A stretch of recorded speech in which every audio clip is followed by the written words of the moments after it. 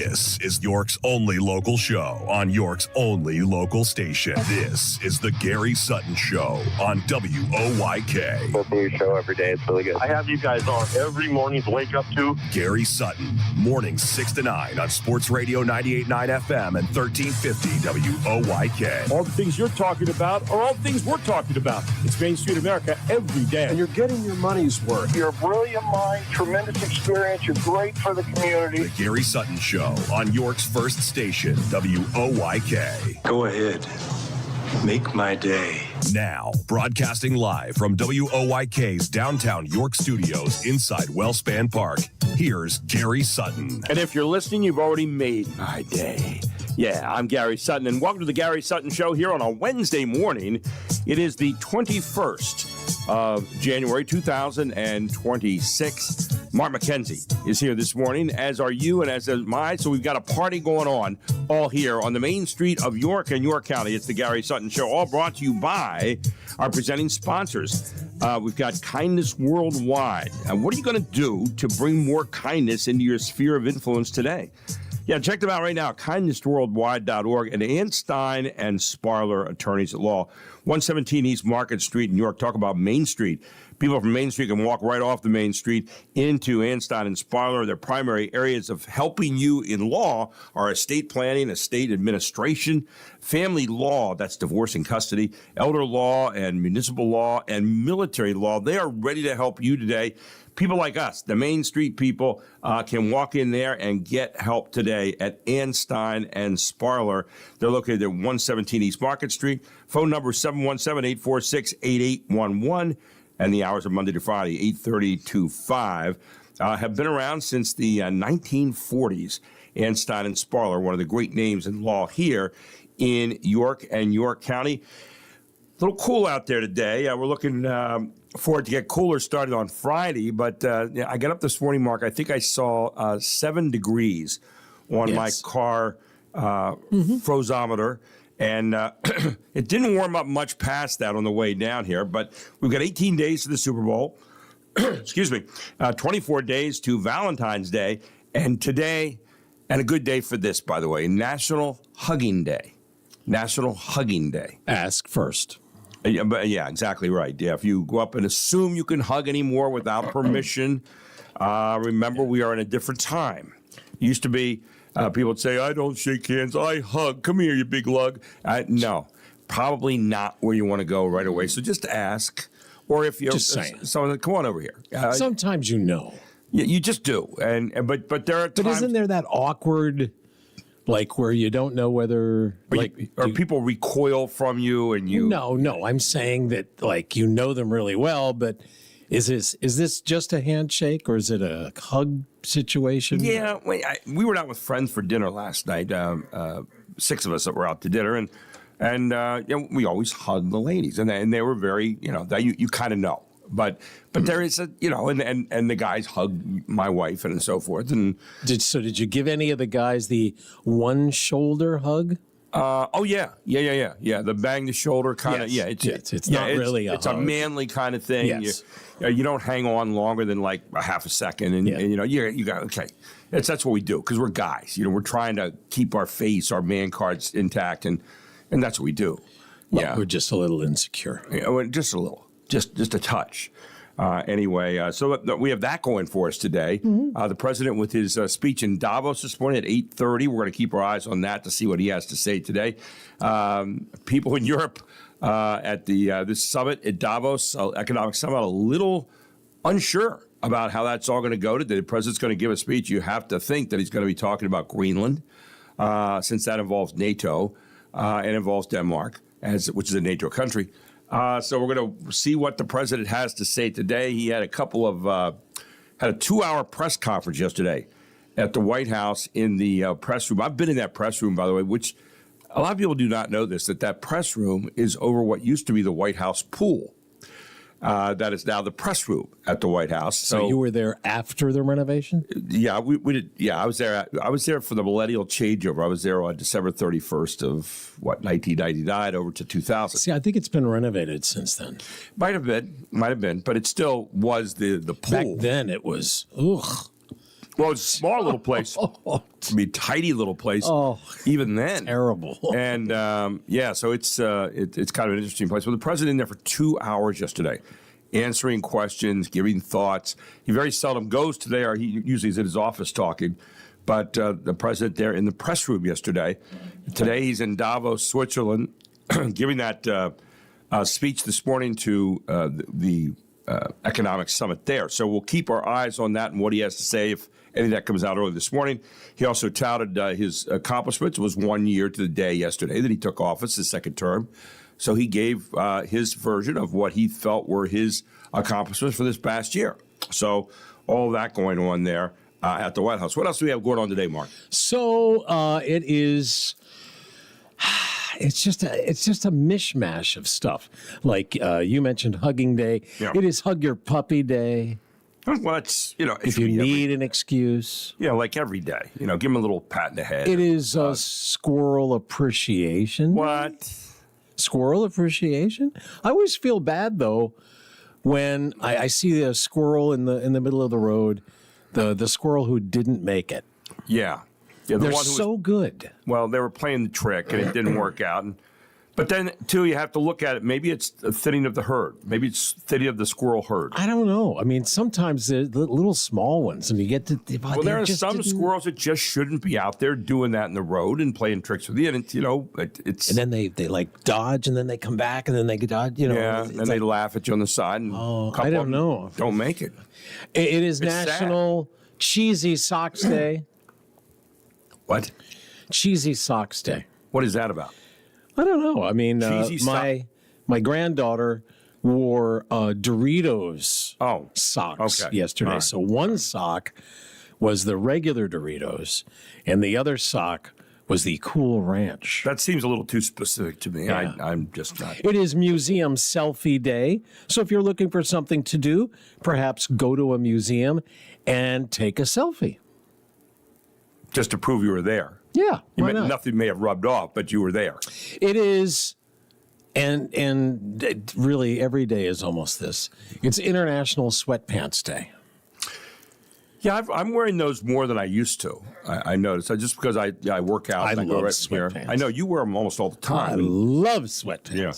Yeah, there's no need I for a won't belt. say that I love them. There's no need for a belt. No. Why would you need a belt? Well, that's true. But then I mean, if you have a formal event, okay. Then the worst thing that happens is when one of the pieces goes in that hole and then you lose it. You have to work it out with your fingers, get the rope Get back another out there pair. kind of even. They're cheap. Get another pair. Wow. Throw them away. Listen to you. Yeah. Yeah, Mr. Trust me, if it gets to that point, you can throw them away. All right. Okay. But, maybe I could have just You've appointed invented. yourself as somewhat of a sweatpant aficionado. Oh, I've been wearing them for decades. Yeah. They are just the best. And maybe what I should do is come up with some sort of formal sweatpants. Sweatpants that you could wear for any formal occasion. Yeah. And it is also, today is also, are you ready? Go ahead. All right, we're going to let I'm on the edge of my seat. We're going to let a few of these roll, okay? Oh, boy, the other night in Las Vegas, I tell you, I got loaded on what I'm doing. I played dice, I lost $1,000. I got even, though. I stole 400 sweet and lows. This afternoon, my wife started in again. Yeah, she keeps throwing up when I work Las Vegas. I went broke playing the slot machines, I'll tell you, Las Vegas, I got slot machines all over, even in supermarkets. I went in to buy a container of milk, cost me $238. My old man, he didn't help either. The time I was kidnapped, they sent back a piece of my finger. He said he wanted more proof. Oh, my. Rodney Dangerfield. Well, it is One-Liners Day. Oh, okay. One-Liners Day. And the food holiday today, National Granola Bar Day. Not bad. Granola bars are okay. It's only if there's nothing else. Aren't they the things that the Formica tops are made out of, the granola bars? It feels that way Yeah, sometimes. they look like that compressed stuff. Kind of hard. Watch out for your teeth. Depends on what granola bar you want to eat. But then, go ahead. This is the holiday in one of them. Must have big something to do days. with ice cream. New England Clam Chowder Day. Oh, okay. Yes. Yeah. So the key to making good clam chowder is to find yourself a quahog. Mm-hmm. And the quahogs are too big to eat by themselves. Right. So you cook it, and then you chop it up into small pieces, and then you put it into a pot with some potatoes, some onion, maybe even a can of corn if you're feeling good, and then that caw hog all chopped up. And then you let it sit there and cook for a little bit, and you've got New England clam chowder. Oh, and some cream. Okay. And some butter. Yeah. Okay. I'm buying. That sounds good. Maybe I'll have that for It dinner does, tonight. yeah. There it is. So all of that. Yes. 18 days to Super Bowl, 24 days to Valentine's Day. I'm getting ready for Valentine's Day. I was looking over some things last night for my wife and narrowing it down, now down to the final three things of which I'm going to choose probably one or two. So, yeah. So, give it some. And, guys, I know for some of you, every day is Valentine's Day. And I know that your wife will say to you, don't worry about me on Valentine's Day. Don't buy that crap ever. That is not what she means in most cases. Now, my wife says, if I tell you, that's it. I still don't trust that. Valentine's Day is Valentine's Day, and you better be ready, guys, because the heat's on. I mean, have something special going. Don't go get that, last card that was out there. Everybody else got theirs. You got the last card. I did look at some cards the other day. Where it says, to whom it may concern. It's probably not good. The selection is better, but I don't know that they are better. Yeah, I am a guy that reads cards. I have to get the right one. I am a little picky that way. Yeah.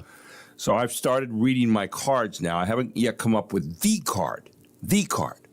There's always the card. Well, they have ones where you could put your own thing inside? Well, I write out everything inside. So once I get the card, I write out everything. Maybe you should get her reading glasses.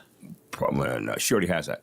But I, listen, I don't even begin to give me suggestions, ye who have given away some meat thermometers, what you're thinking about for not yet, but you're considering. It's on the list. Fact that you even are considering That's that. it. Yeah, I will not be taking advice from you on Valentine's giving.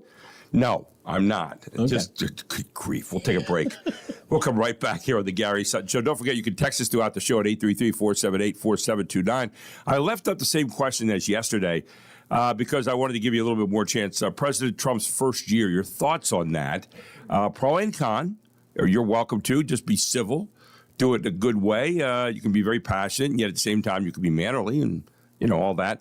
And we'll be right back with more here on the Gary Sutton Show on WOYK. We can find us on Facebook, Instagram, YouTube, and right here at 989 WOYK.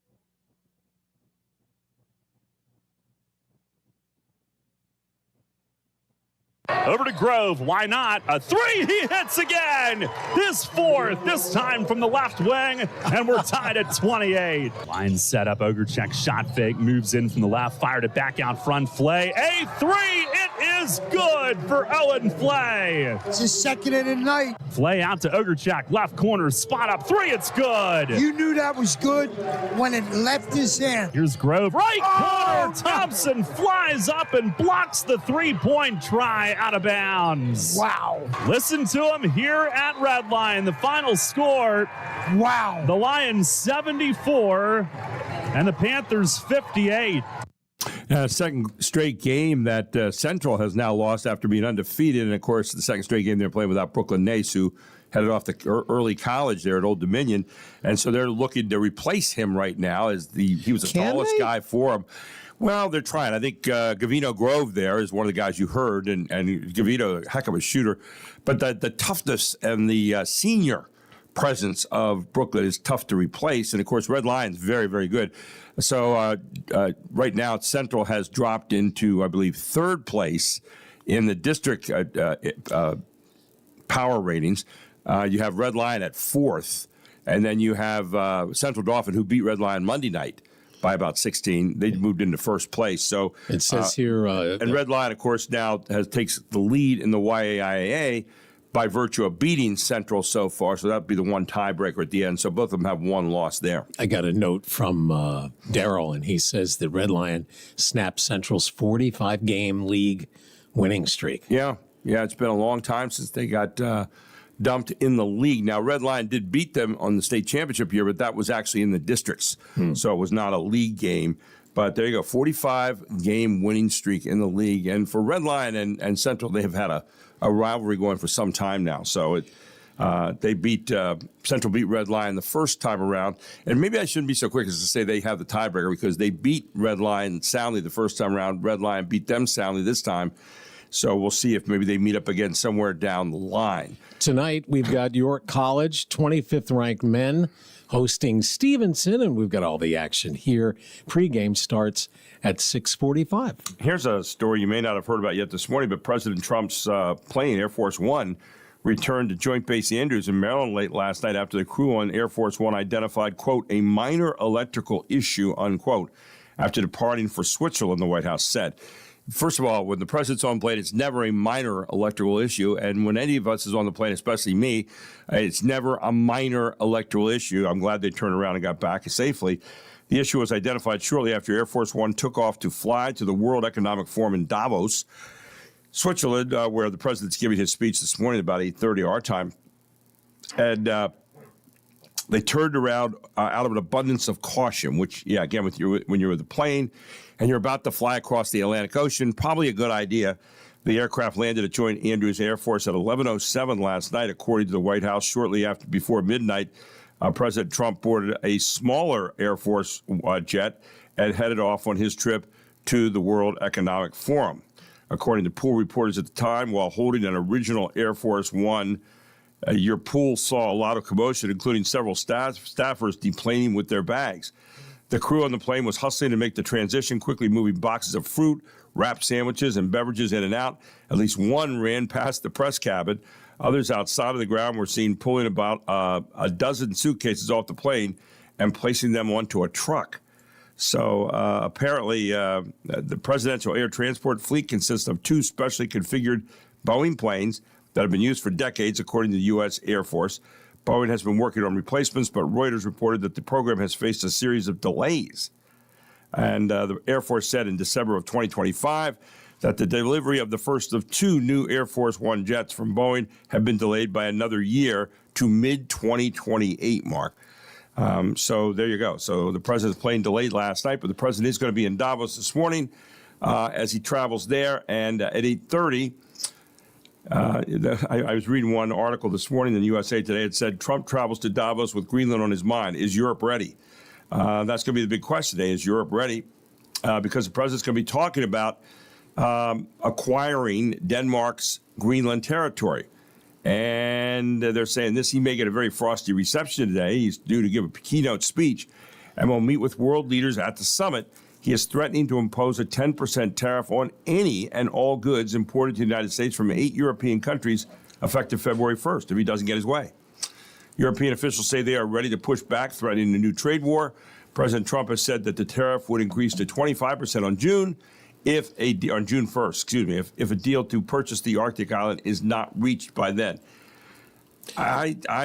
I'm still mesmerized by or confused, I guess, by why this is such an important thing.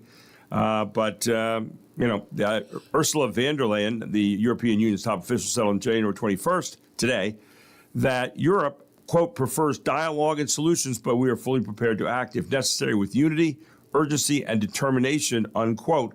One idea under consideration by European officials is a so-called anti-coercion instrument that would see the EU impose sweeping tariffs worth $107 billion on U.S. goods such as bourbon, airplane components, soybeans, and poultry. So we'll see what comes out of all that this morning. Danes also made an announcement. I think one of their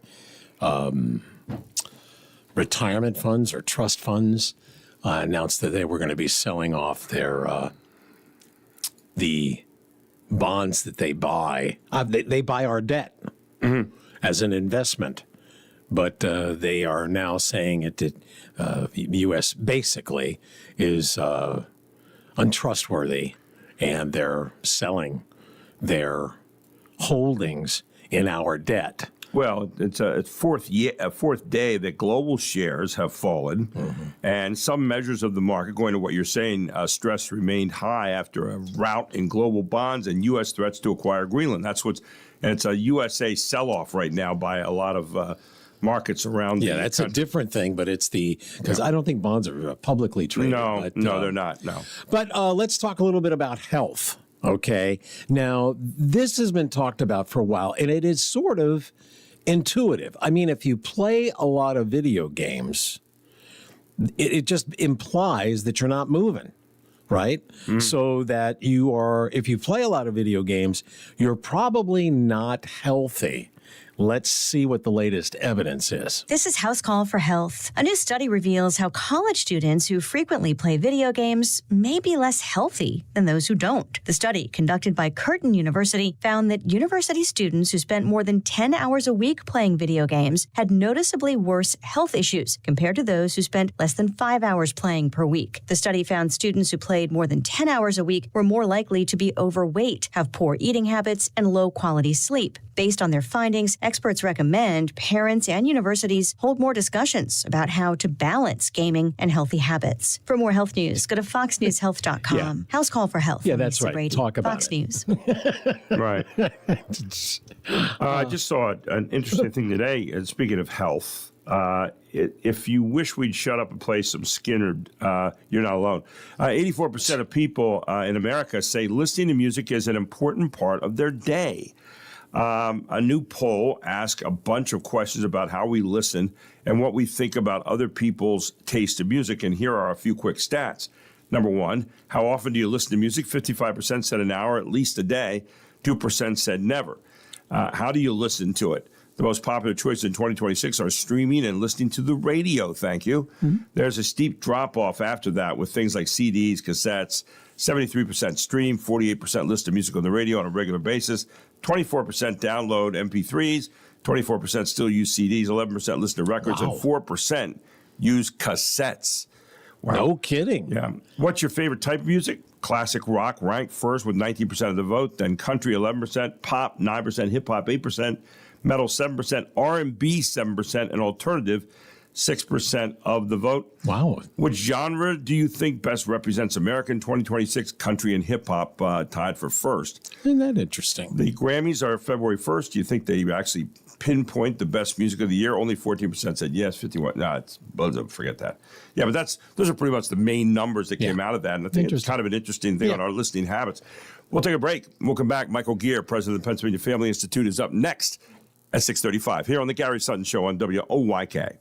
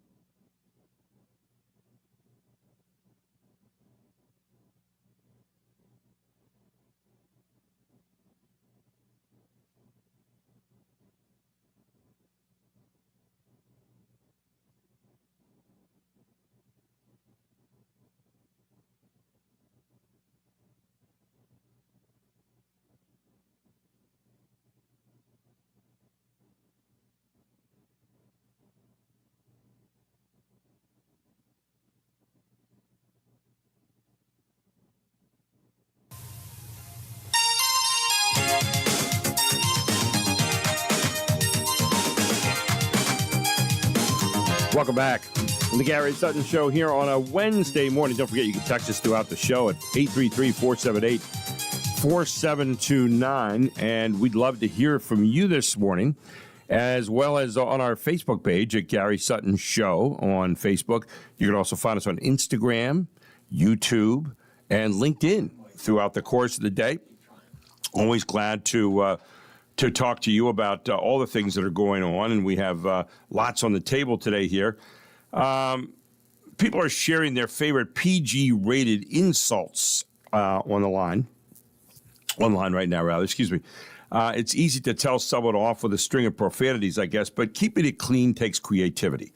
I mean, someone asked people to name their favorite insult that doesn't include any swear words, which is good. Here are a few that they liked out of this.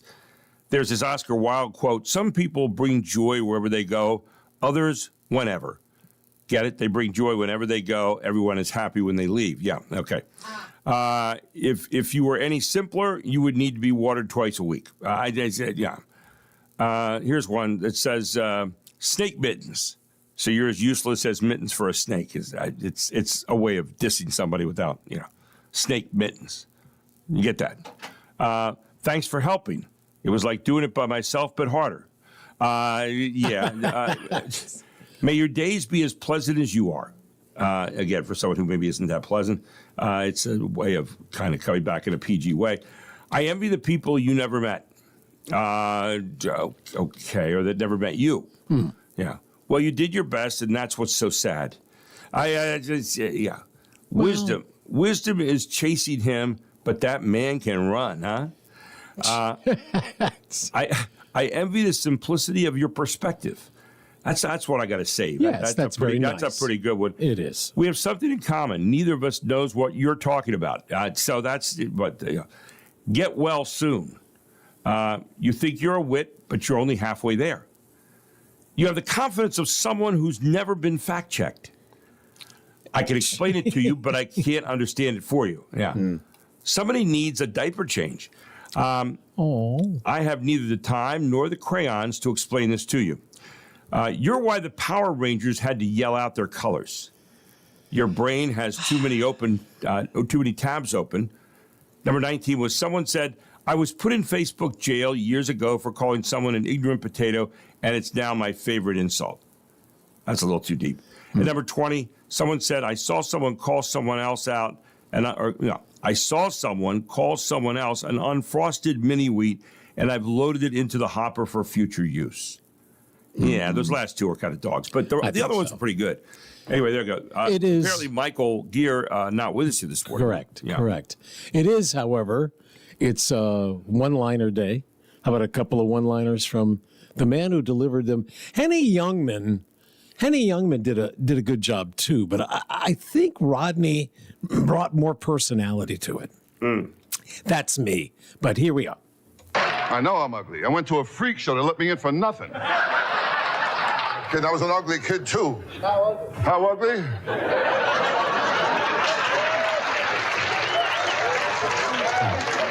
I was so ugly, my mother breastfed me through a straw.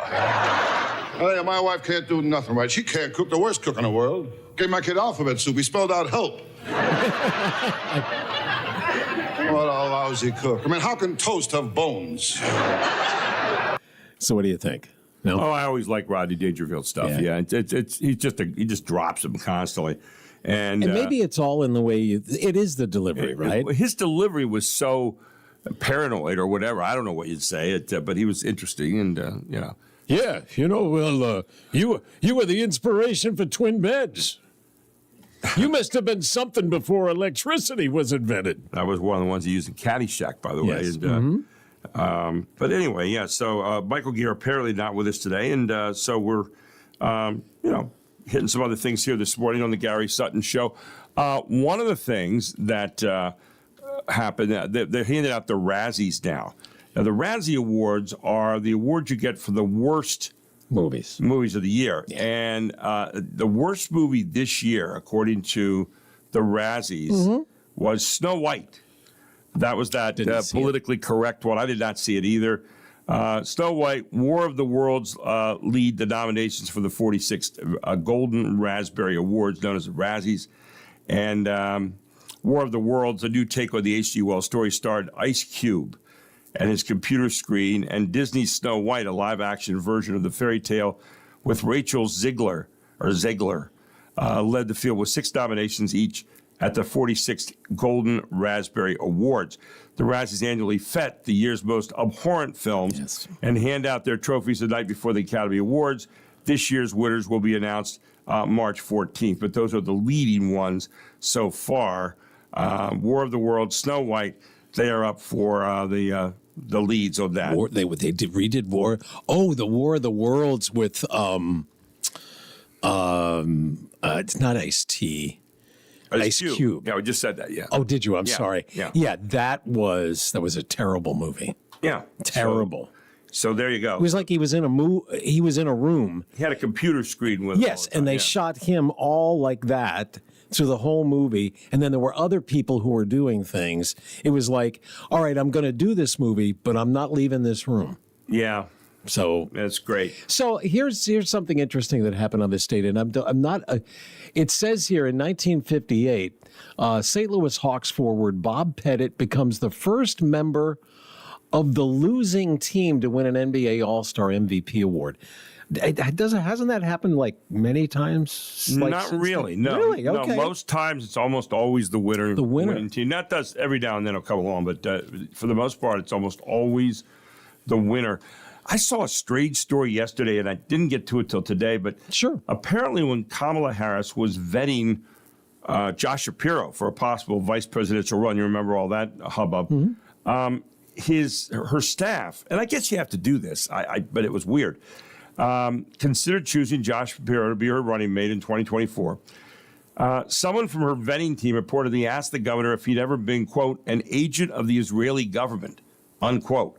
That was according to the Washington Post yesterday, on Sunday, actually. Shapiro, who is Jewish, wrote about the conversation in his upcoming memoir, of which the Washington Post said it was able to obtain a copy. The Post said it's the first time the Pennsylvania governor has spoken about the extensive questioning he faced as one of 3 finalists for Harris vice presidential candidate. And Shapiro reportedly wrote in his memoir that as he prepared to meet Harris in Washington, D.C., he got a call from someone on Harris' vetting team. Shapiro said he was asked, have you ever been an agent of the Israeli government? It's a question the governor said he took offense to. Shapiro said the questioner then asked him, have you ever communicated with an undercover agent of Israel? And Shapiro said, if they were undercover, I responded, how the hell would I know? Shapiro wrote, according to the Washington Post, Shapiro went on to write, I wondered whether these questions were being posed to me, just to me, the only Jewish guy in the running, or if everyone who had not held a federal office was being grilled about Israel the same way. A spokesperson for Shapiro issued the following statement to the Post. Governor Shapiro wrote a very personal book about his faith, his family, and his people of Pennsylvania. He has learned from and fought for throughout his life in public service. The 2024 election is one small part of a much broader story, and the governor looks forward to sharing much more about his book and the stories within it very soon. Also, I would say this. When you write a book, you're getting ready to run. Right, Mark? Is that normally what we see? If you write a book, you are letting people know who you are, and you're getting ready to run for office. So we'll see if that happens with Governor Shapiro, although he has been very plain about saying, I'm governor of Pennsylvania, that's all that matters. But that's what you say. Wes Moore has said the same thing in Maryland. He's being considered as well.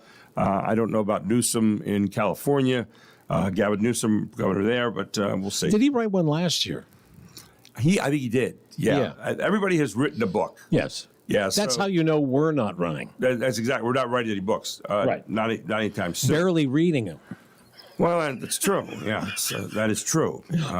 So President Trump's job approval rating in the most recent, and what I use is the Real Clear Politics average because it takes all the various polls, the main ones around the country, and averages them up.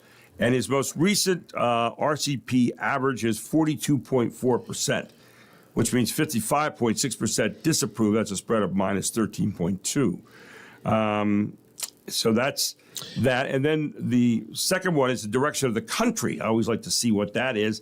Again, the average of all the major polls. And 37.5% of the people in the country are pleased with the direction it's going in. 57% are displeased thus far. And finally, that's it. Those two are the two big polls you wanted to see this morning. Yeah. Now, entertainment news, just to lighten it up a little bit. We've talked here, I think, a few times about how there are no new ideas. They just kind of rehash things. I remember, I think it was a movie that I like particularly. I watch it usually during the holidays, although I didn't watch it this year. Shop Around the Corner. Yes. It is Lubitsch film with Jimmy Stewart and Margaret, not O'Brien. I forget her name. The guy who is Wizard of Oz is in it. Frank Morgan. It's a wonderful little movie, and I just heard recently that it was remade, and I'm like, what? When did they remake that? And it was You've Got Mail. That was a remake. Right. Of like, what? No. Anyway, so just remakes. That's Meg Ryan and Tom Hanks. Yes, and it was about email, whereas the Shop Around the Corner was Jimmy Stewart was writing pen pal to an anonymous pen pal. So I guess, once I get over my outrage. But here's a show that when I say this story, when I say the name of the show, you're going to say, oh, I remember that. Well, it's going to be, surprise, surprise, reboot. But here's the thing. There's a little bit of a twist. See what you think of this. Do you remember Star Search? Yes. Star Search is back, and they're doing it live on Netflix beginning at 9 p.m. Eastern. The 5-week event will air new episodes on Tuesdays and Wednesdays. Anthony Anderson hosts with Jelly Roll, Sarah Michelle Gellar, and Chrissy Teigen serving as judges on the show, which originally ran between 1983 and 1995 and was hosted by Ed McMahon. But the most important judge is you. Vote in real time for your favorite stars as they compete head-to-head. It will feature singers, dancers, comedians, and magicians battling it out to become the next star. The original show saw several stars perform before they became famous, like Beyonce, Britney Spears, and Dave Chappelle. Michelle Polino, Fox News. So the big key here is that most of the power is given to the viewer. Right. So you get to vote. See, and when I watch TV, Deb will say, it's like you talk a lot during shows. I'm like, but that's the whole point. Right. In a theater, it's kind of frowned upon. But in your home, you can do what you want. So you can talk, and now they give you a phone, and you can call, and you can vote for people and things. And so, but I don't know if I don't talk a lot during my shows. Really? No, my wife never talks during our shows. Oh, yeah. Ever. I like to input. I know. But that's okay. Yes, exactly. Yeah, we all have different ways of going about it. We do. When we come back, more news coming your way. Scott Bessent was out talking about why the president wants Greenland, which is it's a tough sell to a lot of people, not only overseas but in this country right now. And we'll give you what he had to say about that and see if it kind of where it sits on your political barometer this morning. All here on the Gary Sutton Show. We'll come back with more right after this. YK. What do you owe YK?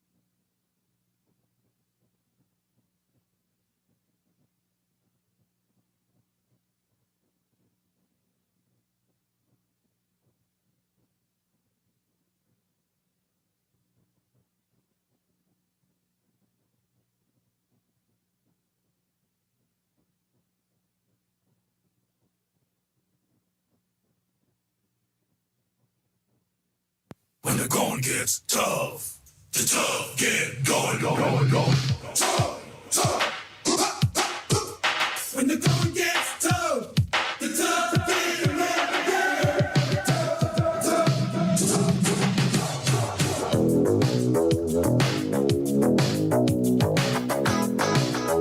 And welcome back to the Gary Sutton Show here on WOYK. We're keeping our eyes on Davos, Switzerland today. Wait a second. Do you know who that was? That guy who was singing there? I didn't.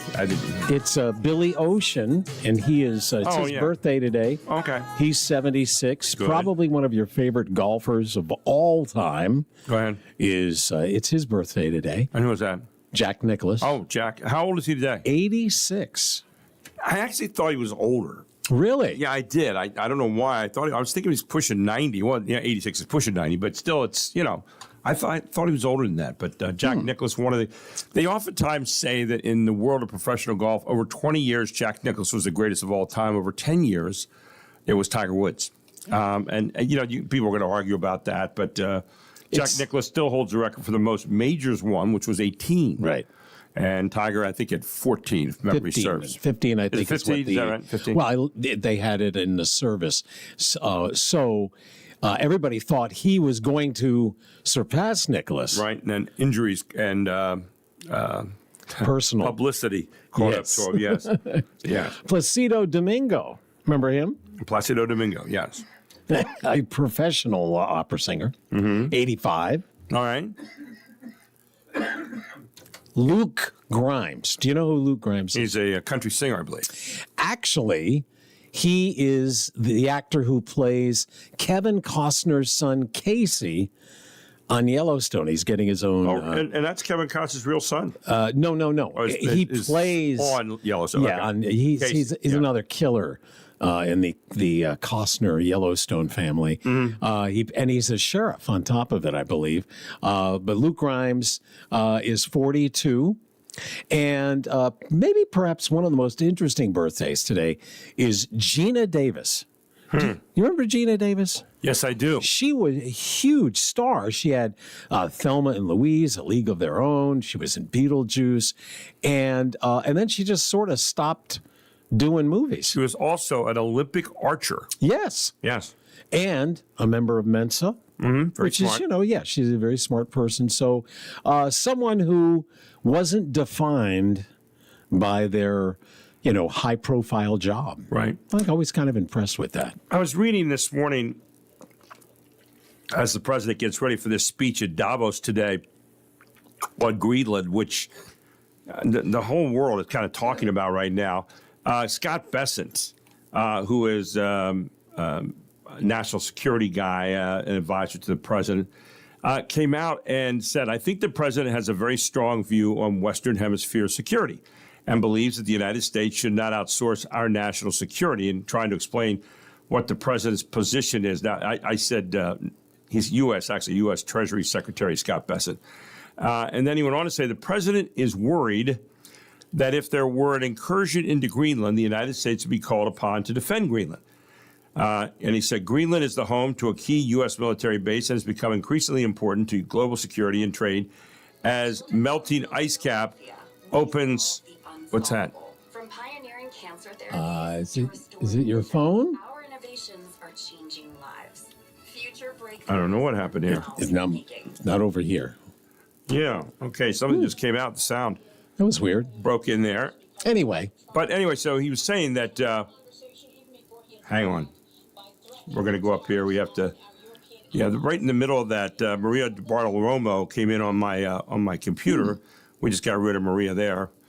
And so Scott Bessent says the president is worried that if there were an incursion into Greenland, the United States would be called upon to defend Greenland. Greenland is becoming more and more attractive for foreign conquest, he continued. And he very strongly believes that it must be part of the United States to prevent a conflict rather than getting the U.S. engaged and exposed in a hot conflict. Obviously the president's talking about Greenland today. It's become a strategic prize, and one that caught President Trump's eye long before most Americans were paying any attention to it. It's a semi-autonomous Danish territory. Greenland is the home to a key U.S. military base and has become increasingly important to global security and trade as melting ice opens new shipping lanes and access to natural resources. Why I say neutral? Natural resources. But what's interesting is the base that we have there, they're now upgrading that base. Apparently, it's kind of gotten a little bit outdated, and they're trying to update it right now. That shift underscores the serious geopolitical calculation behind President Trump's interest in the island's location, its military value, and the rapidly changing Arctic. So that gives a little bit of an idea of what the president is at least looking at. But we'll see how it's responded to today and how well the president makes his case, because these keynote addresses sometimes, Mark, for President Trump can get off the rails if he leaves the script. We'll see if he sticks close to the script today on this, because it's a very important speech to try to get people on his side as to why Greenland is so important to us. Do you think he has the ability to do that? Do you think he's going to convince one thing about President Trump that is kind of amazing is that he seems to somehow find a way to do that in a moment. However, I will say this. When you get to these keynote addresses, all the information's already been put out there, and it's been put out there on purpose so that people can already start to consider what it is he's going to talk about. The president, that's not his style to give that kind of speech, where it's a nuts and bolts kind of speech. It's more his style to kind of open up and let go. And I don't know if he'll be able to do that or not. I'm hopeful that the president gives a good speech, and I'm hopeful that they can come to a good understanding here in the long run. I think that we're wrong on rallying the sabers about this. I don't think it's worthy of that. I think if you were saying, can we make a deal with the Danes, so be it. But as I said yesterday, I don't have good feelings about Greenland right now. I don't think it's the most important thing in the world. I understand from what Secretary Besson said about with the opening of lanes there in the Arctic and so forth, maybe it's more important. But I don't recall anybody making a move on Greenland here over the past 300, 400, 500 years. So and they're already part of NATO, so right. So we would already be, a defender. They have some protection. Yes, yeah, they have. We some would protection. be part of that. Yeah. So again, I don't know that. It seems to me that this is maybe much to do about nothing. But again, I want to hear more and more of the of what the case is that the president is trying to make, and we'll see what happens. So, you know that rats are impressive breeders, or do you? I did not know that. Yes, rats are impressive breeders, but perhaps you might need some information as to truly how impressive they are. One pair of rats can produce how many descendants in 1 year? I don't know. Take a wild guess. 1,000? I'll say 1,000. 5,000? Yeah. Just to end this, I'll say 1,000. 15,000. 15,000. 15. Two rats in 1 year. Right. Can produce 15,000 descendants. Great. That is impressive. Well, that is. As well as disgusting. It's disgusting, and you'd think there's a lot of tired rats around. But, give it up. Boy. Good grief. A lot of rat sluts around, too. I mean, what are you going to do? And on that note. Well, when we come back, we're going to get in with Jeff Coleman of Churchill Strategies, also co-host of Morning Light. You can find him on Channel 49 here on at 9 o'clock every Monday through Friday. And we're going to ask Jeff about the controversy that's happening in Louisiana right now with the 10 Commandments, that the Louisiana legislature wants the 10 Commandments on every wall and in every school. We'll ask Jeff his thoughts about that and maybe a little bit about the president's speech in Davos today, all here on the Gary Sutton Show on WOYK, where it is right now, 7 o'clock.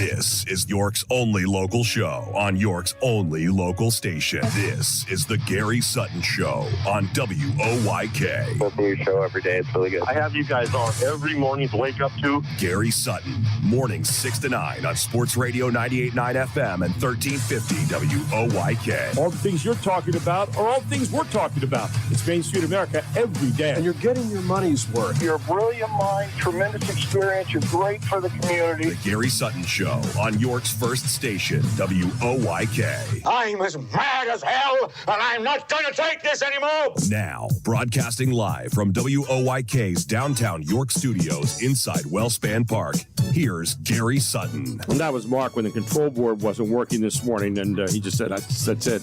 I had to talk him down then. I said, Mark, it's all right. It's going to be okay. Anyway, welcome back to the Gary Sutton Show. I know. I was kidding a little bit, but welcome back to Gary Sutton Show, hour number 2 here on a Wednesday morning, January the 21st, 2026. And Mark McKenzie is here with you. Our show brought to you by our presenting sponsors, Stein and Sparler, attorneys at law, 117 East Market Street in New York. They are a main street of York like we are, in that they welcome people off Main Street to get help with the law.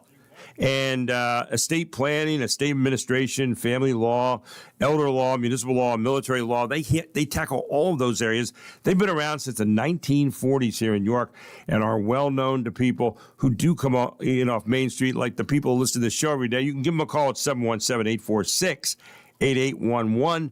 Their hours are Monday to Friday, 8:30 to 5 p.m. Again, 117 East Market Street in New York.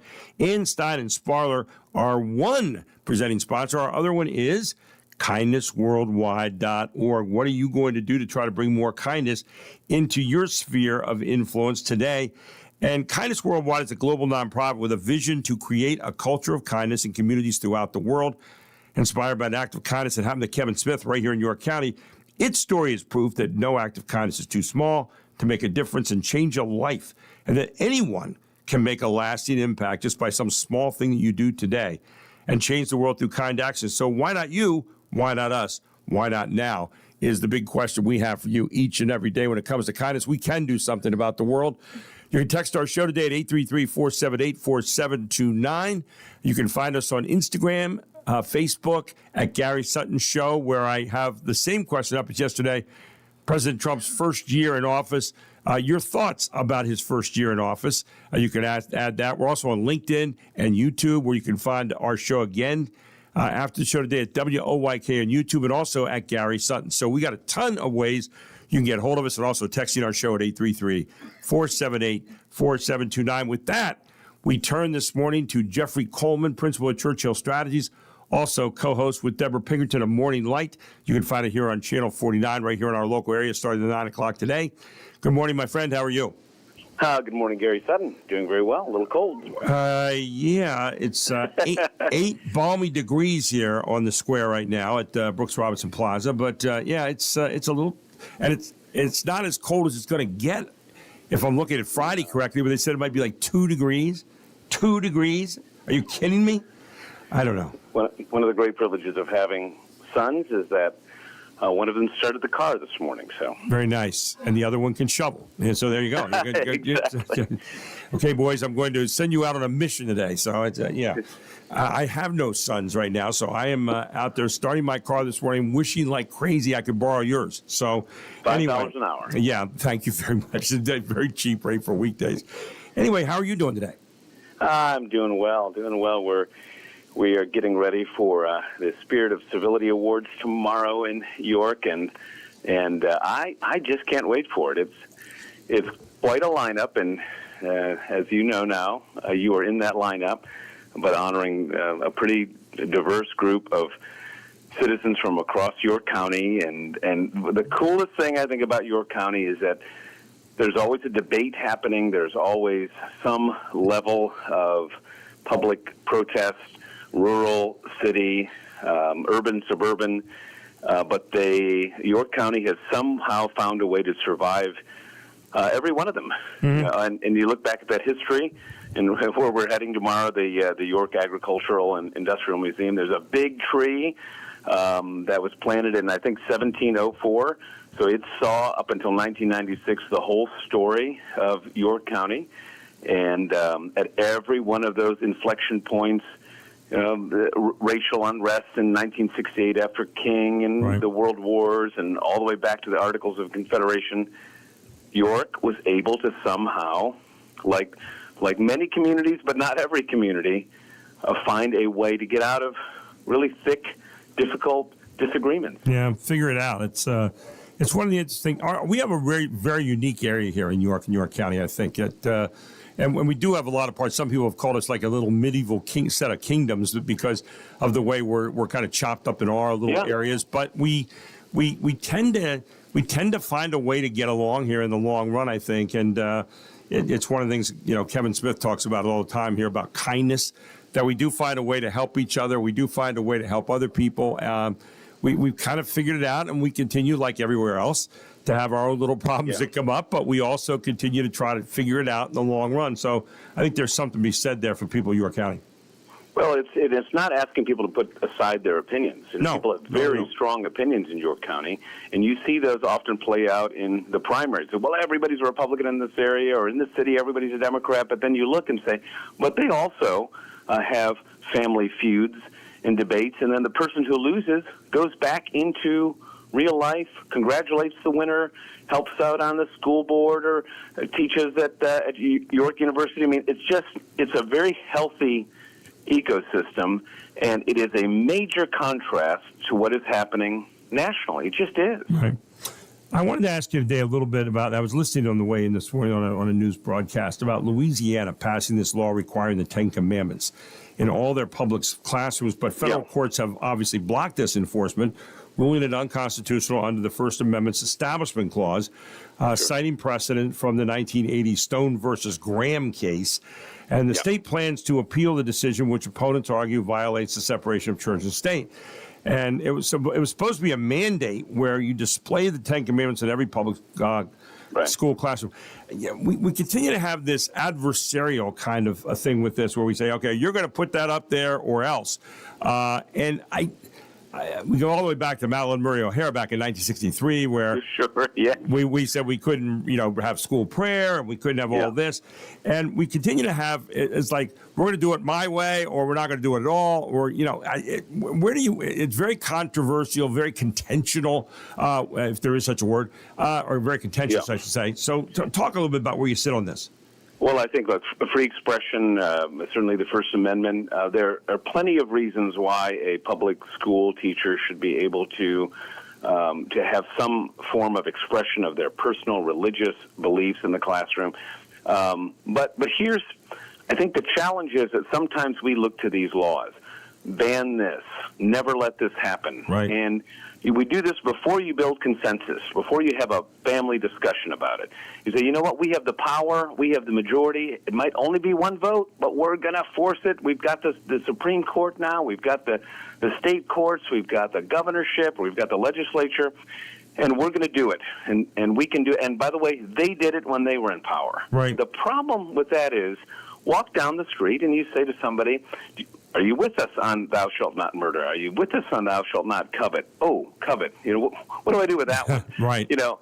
And we really have not even come to a consensus on what our values are. So putting them on the wall is not a magic charm solution that suddenly makes people obey. Go to predominantly Islamic countries where like Iran, where they have not allowed the kind of freedom of religion and freedom of expression, and all those words are everywhere. But guess what? People's behavior behind closed doors, outside of the mullahs and the religious police, pretty different from what they have committed to in the Quran. So I'm not sure that if you want moral renewal and moral revival in a culture, that the best way to do it is to set up fights, debate the object, putting something in the school requiring, a non-sectarian prayer at the beginning of an event. I don't know if that's the best way to do it, Gary. Well, I think also the idea of education comes to mind here, that parents ought to be educating their children. And part of that, I think, I was watching I guess it was when Richard, the guy who was shot, I want to say Kirk, when he was shot, and Charlie Kirk, yeah, Charlie Kirk. Sure. The name was escaping for a minute. Forgive me, but he was doing a thing with. He used to sit and have people behind a rope there, and they would ask questions on college campuses. And the one person said, "Well," he said, I don't believe in your religion." He said, "And I'm gay, and I'm all these different categories." And he said, "So how is there a place for me with you?" And he said, "Well, let me ask you a question." He said, "Do you believe thou shalt not kill?" He goes, "Well, yeah." He said, "How about thou shalt not steal?" And then he went through the 10 Commandments. And the guy said, "Yeah." He said, "Well, we got something in common right there, don't we?" And so when you start to teach from or talk about it from a common sense standpoint and say, okay, well, these happen to be called, if you're keeping score, the 10 Commandments, but these are pretty good ideas. When you start to work it in a conversational way with people, all of a sudden it starts to make sense. Instead of saying, "You're going to believe this, I don't care." Right. You can't have any supper until you can recite all these, and that's that. Okay, that kind of attitude, that's where we kind of stiffen up and we rebel a little bit, I think. Yeah, I think all of us who grew up in environments where you say, memorize and recite your fill in the blank, your scripture, your catechism. I love the idea of faith foundation and faith formations very early in life. But you've got to be able to, when people are adults, give people the full menu, because you don't want people accepting your faith as a matter of obedience alone to somebody's community standard. That's how you get kind of country club, all due respect to country club memberships, but country club Christians or country club people that just, this is our club. We do it on Sunday. It's what we've always done. What you really want is for people to be transformed by what they believe and then do things in the community that don't make any sense. And then people ask you, well, why are you so kind? Why are you so loving? Why did you treat me that way? Why did you tip me so well? You know what? Because it's an extension of my faith, and by the way, I love you. Wow, what a difference that makes. How about that? And pretty good way of looking at it. I'm looking forward to seeing you tomorrow, my friend. What do you have going up on Morning Light today? So, have you ever heard this term? It's called looks maxing, and no, now it is not new. I mean, since the dawn of the 1920s of the Miss America pageant, people have been looking at the ideal body, but this is for men now, and it's a conversation about all those breaking the jaw lines and getting the perfect hairline and getting the perfect nose and teeth and all that. And it is a social media phenomenon, but it is really having an impact on young men's self-worth and personal body image. Maxing. I don't know what. Maxing. Google it. I don't know, by contrast, what I'm doing right now with my workouts every day, but I'm pretty sure it's not that. All right? I love those videos, by the way. Keep it up. Oh, well, thank you. We're working at it every day, but it's, as like someone said to me one day, they said, "Hey, keep going." I said, "You know what? It's mud. You shine it up. It's still mud, but it's the best mud that you're going to find." So there you go. The best mud I can get. Anyway, looking forward to seeing you tomorrow. Thank you so much for taking time today. Really appreciate it, Jeff. See you, Gary. Thank you. Thank you. Jeff Coleman here on the Gary Sutton Show on WOYK. This hour sponsored by Your Medicare Solutions. Keith and Becky Rill are out there answering those questions every single day for you about Medicare. And I'll tell you what, if you can't be answered, if they can't find the answer, they're that good. They give you peace of mind, best plans for you, simple enrollment. Keith and Becky Rill are your local Medicare specialists, and you can check them out at your-medicare-solutions.net. Give them a call today to set up an appointment to talk about Medicare. If you're just getting into that now, 717-487-4382. You can email them at rill@your-medicare-solutions.net. I just went to the store the other day after meeting with Keith Rill about a month and a half ago, and he saved me $1,500 on my prescription benefits this year. $1,500. I walked out of the store. I said, I went in, I picked up my prescription. I said, "How much?" He said, "You don't owe anything today." I went, "Thank you, Keith." Anyway, Your Medicare Solutions is sponsors of this hour of the Gary Sutton Show on WOYK, where it is 718.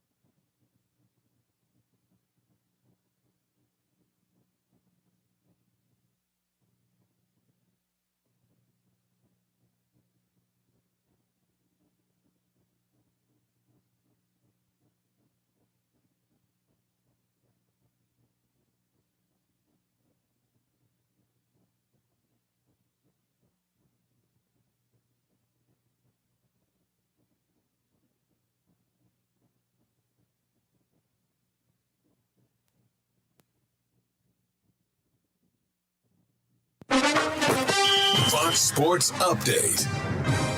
Carlos, this is Jack O'Connell with Baseball Writers Association of America. How you doing, sir? I'm doing well. Calling you from Cooperstown. Baseball writers have elected you to the Hall of Fame.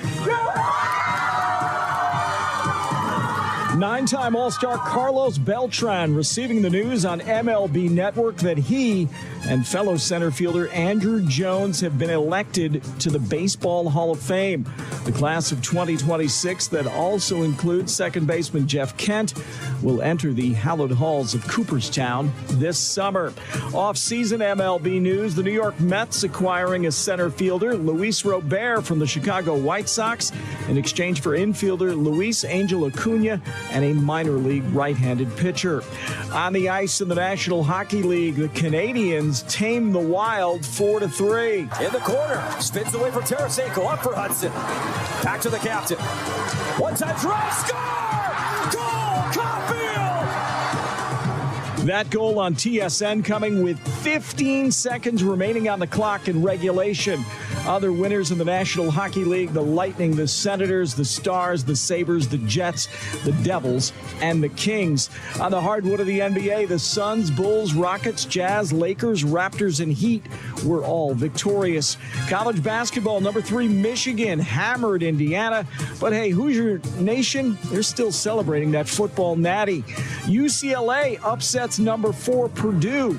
Meanwhile, 20th ranked Arkansas takes down number 15 Vandy, and 18th ranked Clemson. They suffer their first loss of the year in the ACC, upset by NC State. And from the National Football League, Mike McDaniel not unemployed for very long. He won't be a head coach, though, in 2026 after being fired by the Dolphins. Instead, he'll be the Chargers' offensive coordinator.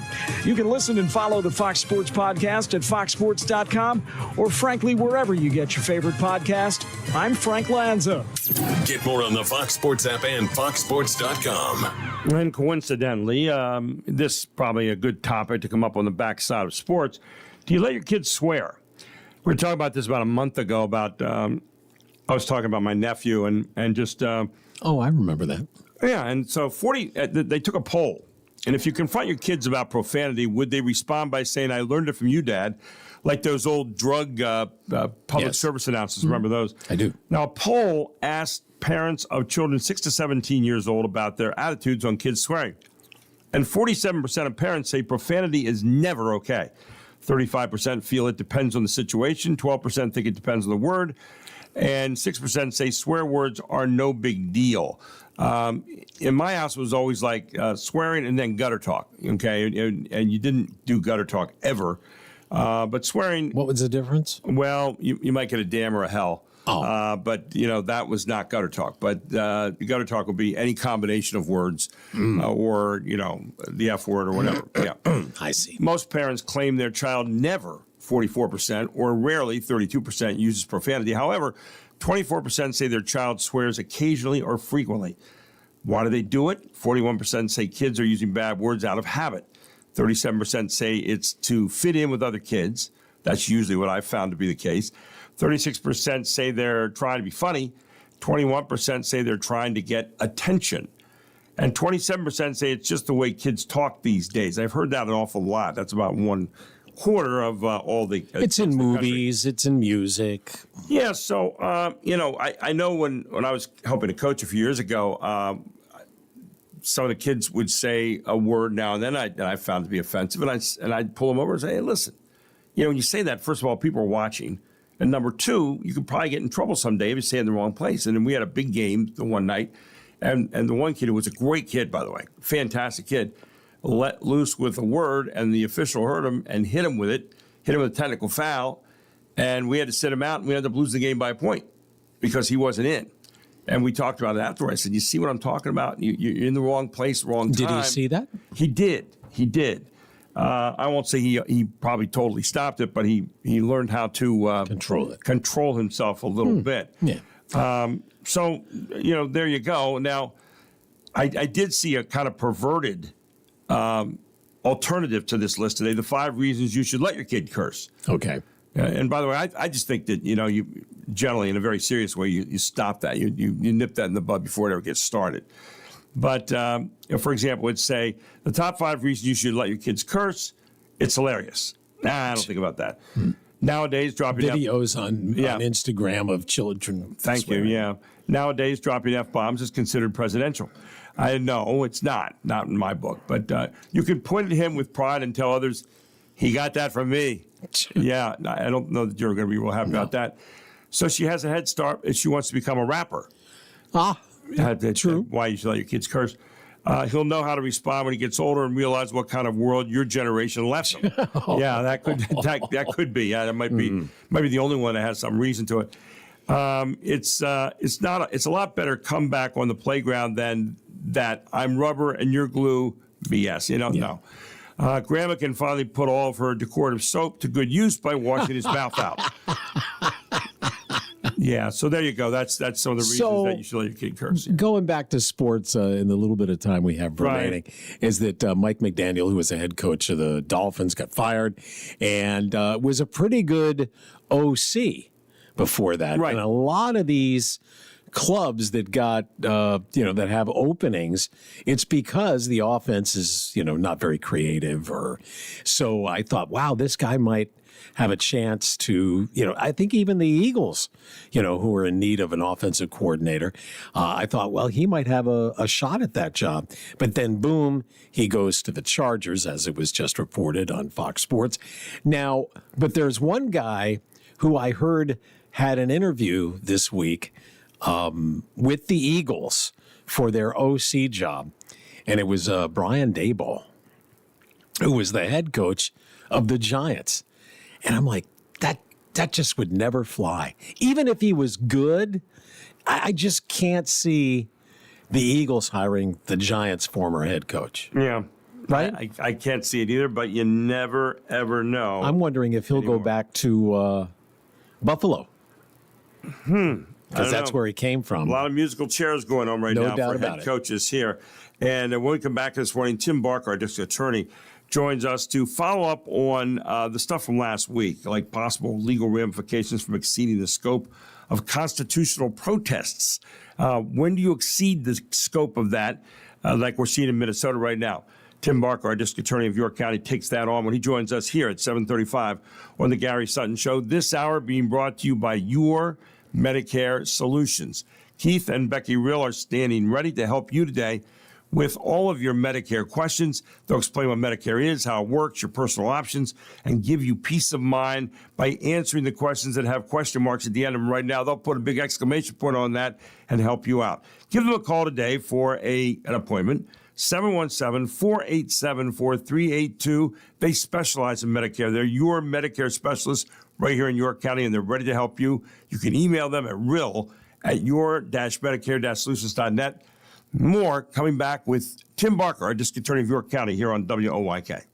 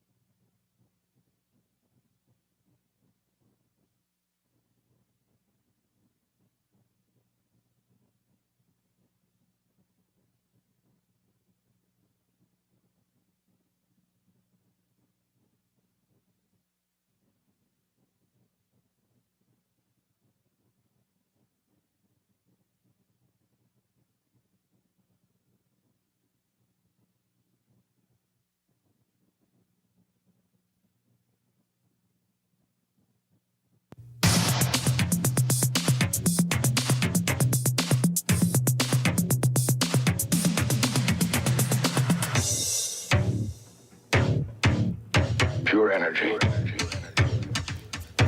You recognize the voice? No, I don't. The one that was not the singing, but you know what? Let's leave that question. I'll bet DA Tim Barker knows. He knows everything. You can't, it was just the part that said pure energy. Right. Whose voice was that? No. I just don't know. Yeah, you'd have to know the context and all, but I'll bet he knows. All right, we'll ask Tim Barker, District Attorney of York County, who joins us here this morning on the Gary Sutton Show. Do you know who that is, Tim? I had trouble hearing it, okay. So I'm not. What was the initial part? Pure energy. What's on your mind? Pure energy. Information Society. Yeah. Okay. Yep, I know that song. Mm-hmm. Well, yep. Pure energy was it was Spock. Spock. Okay. Leonard Nimoy. Pure energy. So there, we can all move forward now. Yeah. I had trouble hearing it, so I wasn't able to tell what. If you'd have heard it, you would have known. You know everything when it comes to this stuff. So I do know that song. I remember it from my freshman year of college. So that was something that got played back then. That's what kills me now. You don't just remember it. You remember it at a specific time. You say, by the way, I was taking Lynn out of the dryer, and I remember that song. And you're really good at that. But anyway, great to have you in this morning. So we're all watching this stuff going on in Minneapolis and in Minnesota. We saw people come into a church the other day and disrupt a service over these immigration protests that we're having right now. A lot of them because of the death of Renee Good, who we talked about last week a little bit. But you wanted to take it a little bit further today on when do protests go beyond what is guaranteed to us by the First Amendment, by the law? Because, we say, that basically we have the right of the people peaceably to assemble and to petition the government for a redress of grievances. When do we go on beyond the scope of that, Tim? Okay, so I break this down generally to think of it this way, that there is a difference between protesting and obstructing. Okay. And the obstructing is not just of law enforcement carrying out their duties. It's also an obstruction of other individuals being able to freely exercise their rights. And so we've seen two examples of obstructing rather than protesting. And this is where, like this blurring of the line in the discussion is very, very frustrating. So let's take, for example, what happened at the church service. The consequences of that are very, very serious. There's two main crimes that are being investigated with that on a federal level. The one is called conspiracy against rights. And conspiracy against rights has a maximum term of imprisonment of 10 years. Now, they'll look at their guidelines, but that's your statutory maximum. And all it requires, 2 or more people agree to violate rights, and your intent is to injure, oppress, threaten, or intimidate a person in free exercise or enjoyment of rights. And freedom of worship is one of those freedoms that is protected by doing this. And that kind of interference has been held by federal courts to encompass activities that obstruct, hinder, prevent, frustrate, make difficult, or even indirectly assault free exercise of rights. So that's your first crime. Your second crime is commonly called the FACE Act, but it's the Freedom of Access to Clinics Entrances Act. So the law that was passed in, I think it was 1994, to go ahead and protect access to abortion clinics and to fertility clinics, as part of getting the passage of that law, they included in there a section that protected your free access to houses of worship. And that statute very, very clearly lays out that it prohibits force, threats of force or physical obstruction, where you intentionally injure, intimidate, or interfere with, or attempt to do so, any person lawfully exercising or seeking to exercise the First Amendment right of religious freedom at a place of religious worship. So what was occurring in that church with that protesting? Those are the two crimes that are really being looked at very carefully on a federal level, and they're very serious crimes that carry very serious penalties. So that's where we look at what the differences are. And when you think about it, you have the right to free exercise of worship. You don't have, and there are other, like, state crimes, like if this occurred in York County, for instance, like trespass. The minister went and told them to leave. That laws of trespass apply to churches. Churches do have the ability to evict people from a church based upon certain types of behavior, and that would fall in as a type of behavior. So now you've got trespass crimes, you've got disorderly conduct crimes, and a couple of other things that then can flip over too. When we're talking about general obstruction of law enforcement, if you're flipping over into that way, which is also under investigation. Right. There are federal laws, same as state laws, for obstruction of law enforcement, and on a state level, like we have here, riot would be one of those where you have two or more individuals that have come together to participate in a course of disorderly conduct with an intent to prevent or coerce official action. So you can go over into that. That's different from protective speech. And from like what we see at the corners of Continental Square, that's protective speech. Right. That's right. Protesting.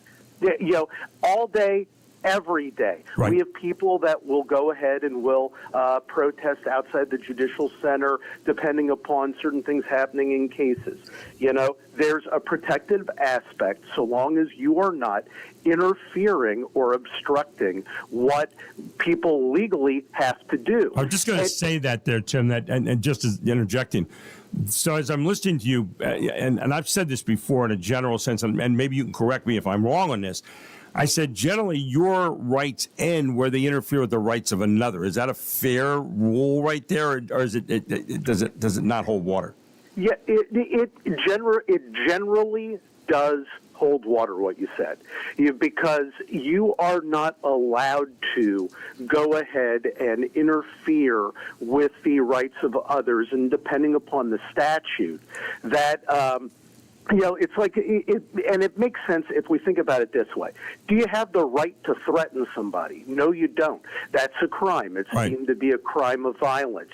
Why is that? Well, what you've done is you have infringed upon the personal liberty through words of going ahead and creating a state of fear that an individual has to live in. That's why that's not protected speech. And we get into these notions because, look, there is a lot of latitude with protected speech of what you can say to and about official figures, but you can't obstruct them from doing their job. You can't. You can record them. There are some places that have said 15 feet away. Stand 15 feet away and don't be yelling at them because that's not obstructing what they are doing. Okay.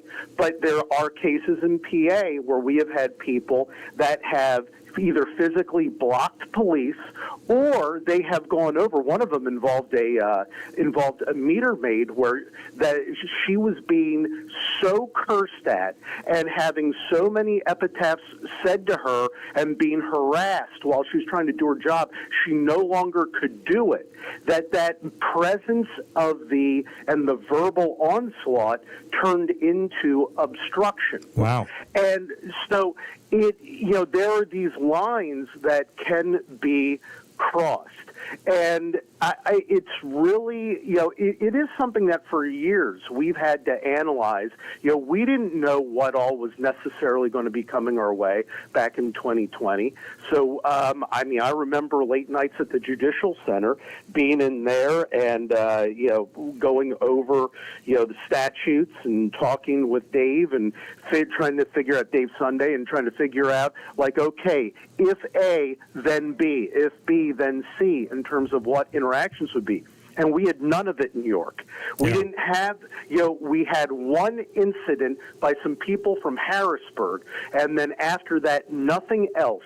And it was because of how we all worked together and cooperated and understood what the scope was of what you can do and what you can say. And it turned what could have been hostile into something respectful. You know what's and interesting? That's the key thing. What's interesting in what you're saying, you said, okay, so you could go out there and we're going to protect your right to protest. We're going to protect your right to peaceably assemble. We're going to protect your right to unpopular free speech, because we've seen that before, where you might say some pretty awful things, but that in and of itself is not enough to get you in trouble unless somehow that then forces an action or something else that you would not otherwise do. Is that a fair way of kind of looking at that whole thing? Yes. So long, and when we're saying cause you to do an action you wouldn't otherwise do, it's different from like it causes you based upon your concern about public opinion or your position, right? Or your, everybody's subject to criticism. It's a what I'll tell you one thing that I know about being a prosecutor: you're subject to criticism, and if you don't have broad shoulders, get out of the game. But not unlike talk show hosts, by the way. So we understand that. Yeah. Hey, good stuff this morning, Tim. Really opened some things up for us. And when I said about action you wouldn't otherwise do, if you're, for example, sitting in a congregation and someone comes in and says, by the way, there's a bomb here in the church. Now your actions you otherwise wouldn't do is get up and get out of there. Oh, yeah. You have been moved by words in that case, which again are not protected, as you explained it to us this morning. Yeah. Tim, always good having you on. Thank you so much for taking the time to explain that to us to us this morning. I'll spit this out eventually. And always good to have you on every Wednesday morning. Thank you, my friend. Oh, absolutely, Gary. Hey, thank you. Appreciate it, and look forward to speaking with you next week. Have a great Western week. Thank you so much, Tim. Tim Barker, our district attorney of York County here on the Gary Sutton Show. When we come back, John Politzopoulos stops by and tells us what's going on today at Yanni's, all here on the Gary Sutton Show on WOYK.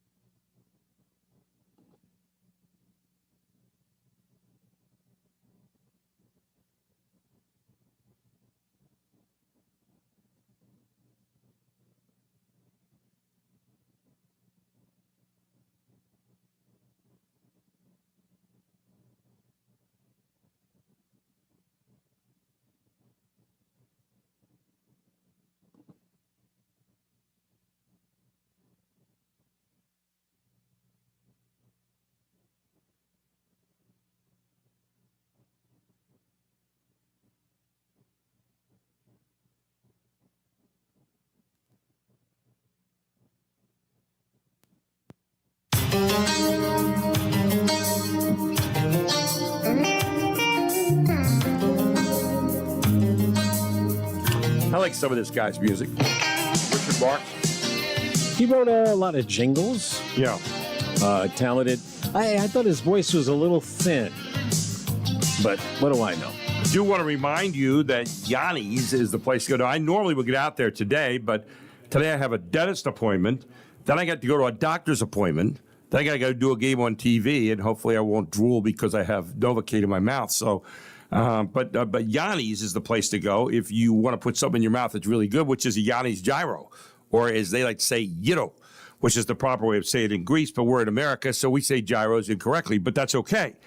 But what a gyro is, Yanni stuffs these gyros full of meat and lettuce and tzatziki sauce. And I'm telling you what, in the case of the Hercules gyro, they even put a few homemade French fries inside it. And Mark, it is a taste that is worth trying out. Yanni's Gyros. They're at 310 Town Center Drive right here in West Manchester Township Town Center.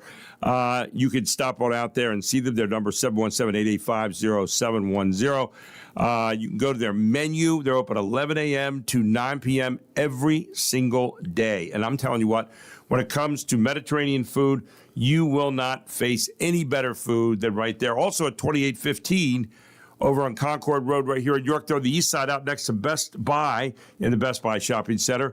And so two places. You can go to Yanni's right now to enjoy some of the best gyros. Enjoy some moussaka, which is like a Greek lasagna. Pasticcio, I think is the way you say it, or pasticcio, which again is kind of like a noodles dish, a really interesting meat and noodles dish that's amazing. They got some of the best fries you're going to find anywhere. And of course, the gyros are off the charts, and some great hamburgers as well, right there on the grill, just the right amount of singe. You will love Yanni's Gyros. Stop by and see them today. They have carryout. You can find them at yannisgyros.com, yannisgyros.com on the web. 4 great locations, but 2 right here at York. And please tell them Gary Sutton proudly sent you today to get to Yanni's, YIANNI''S, Yanni's Gyros, the hit Mediterranean place right here at York. Tell them Gary Sutton proudly sent you. WOYK News Time, 7:52. So it's one-liner day, so who better to deliver some one-liners than Rodney Dangerfield? I tell you, folks, with me, nothing comes easy. You know, I can't lose any weight. I tried jogging. I keep running into restaurants. I was so fat when I got my shoes shone, I had to take the guy's word for it. I mean, I was fat. I'll tell you that. Doctors say all kinds of exercise is great. You burn up energy, you lose calories. I mean, in fact, doctors say when a man makes love to a woman, he burns up energy, he loses 150 calories. I made love to a girl once and lost even more. I lost 150 calories, my watch, and my wallet. I mean, the last time I made love to my wife, it was ridiculous. Nothing was happening. I looked at her. I said, what's the matter? Can't you think of anyone either?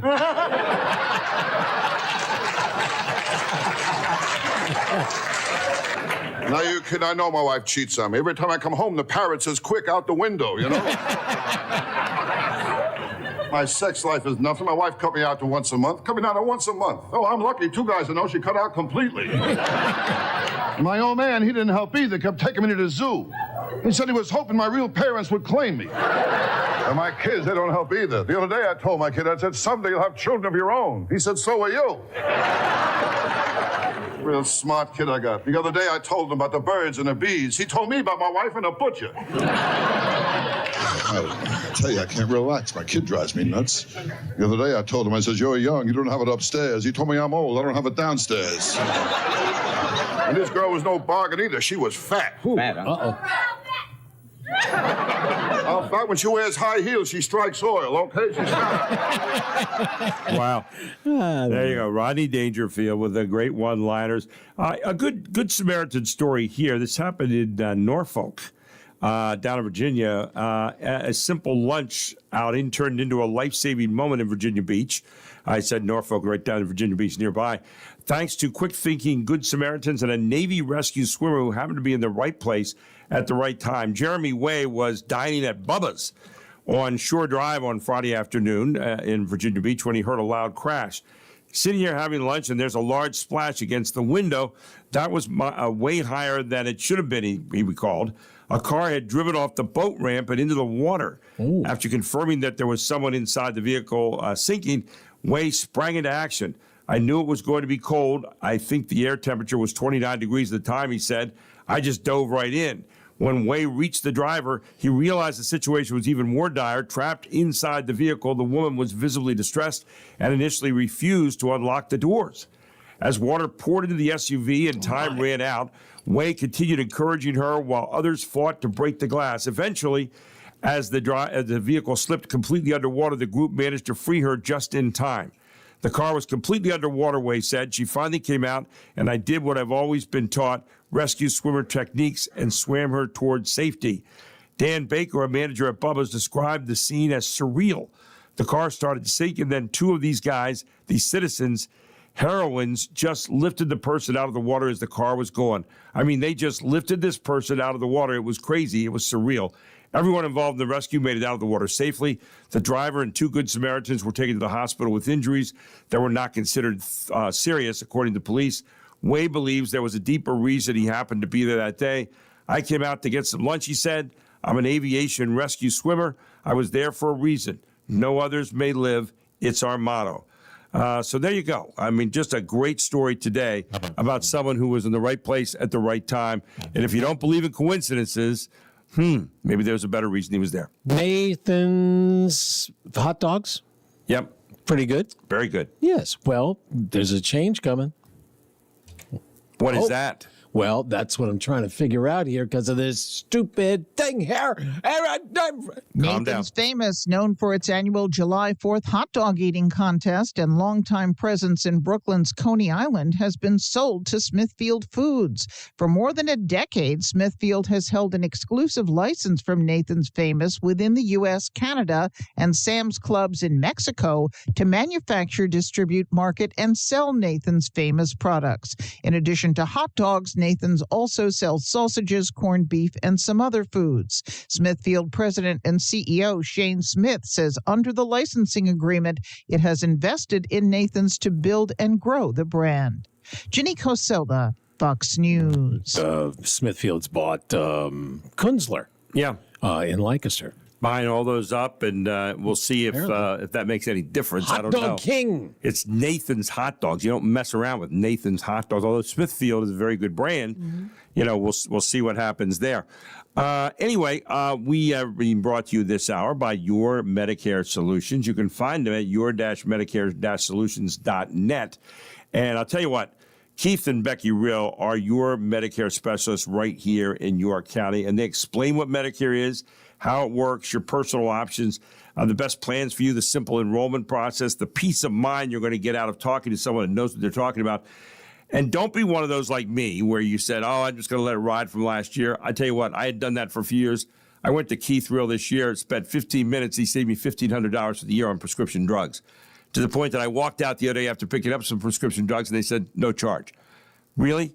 That was all from Keith Rill diving into it. So don't sit and say, I've got a pat hand. Yeah, I've got the same stuff as last year. It doesn't work like that. Give them a call today and find out about Medicare if you're getting ready for that, or if you want to have some questions about it, or you want to know more about it, 717-487-4382, or email them at rill, R-I-L-L, at your-medicare-solutions.net. 8:05 coming up here in a moment, and we are going to be resetting some of the major stories today. Obviously, the president getting ready for a big speech in Davos, Switzerland, on why the United States is so interested in Greenland and why he particularly is interested in Greenland. He'll be speaking before an economic summit there and a big presenting speech there that day. Also, we'll hit some of the other topics that are going on here on the Gary Sutton Show. And then Julie Wheeler joins us at 8:35, the president of the York County Commissioners, as we take a look at what is going on right here in York County. All straight ahead on the Gary Sutton Show on WOYK. We'll be back after news at the top of the hour. It is 8 o'clock.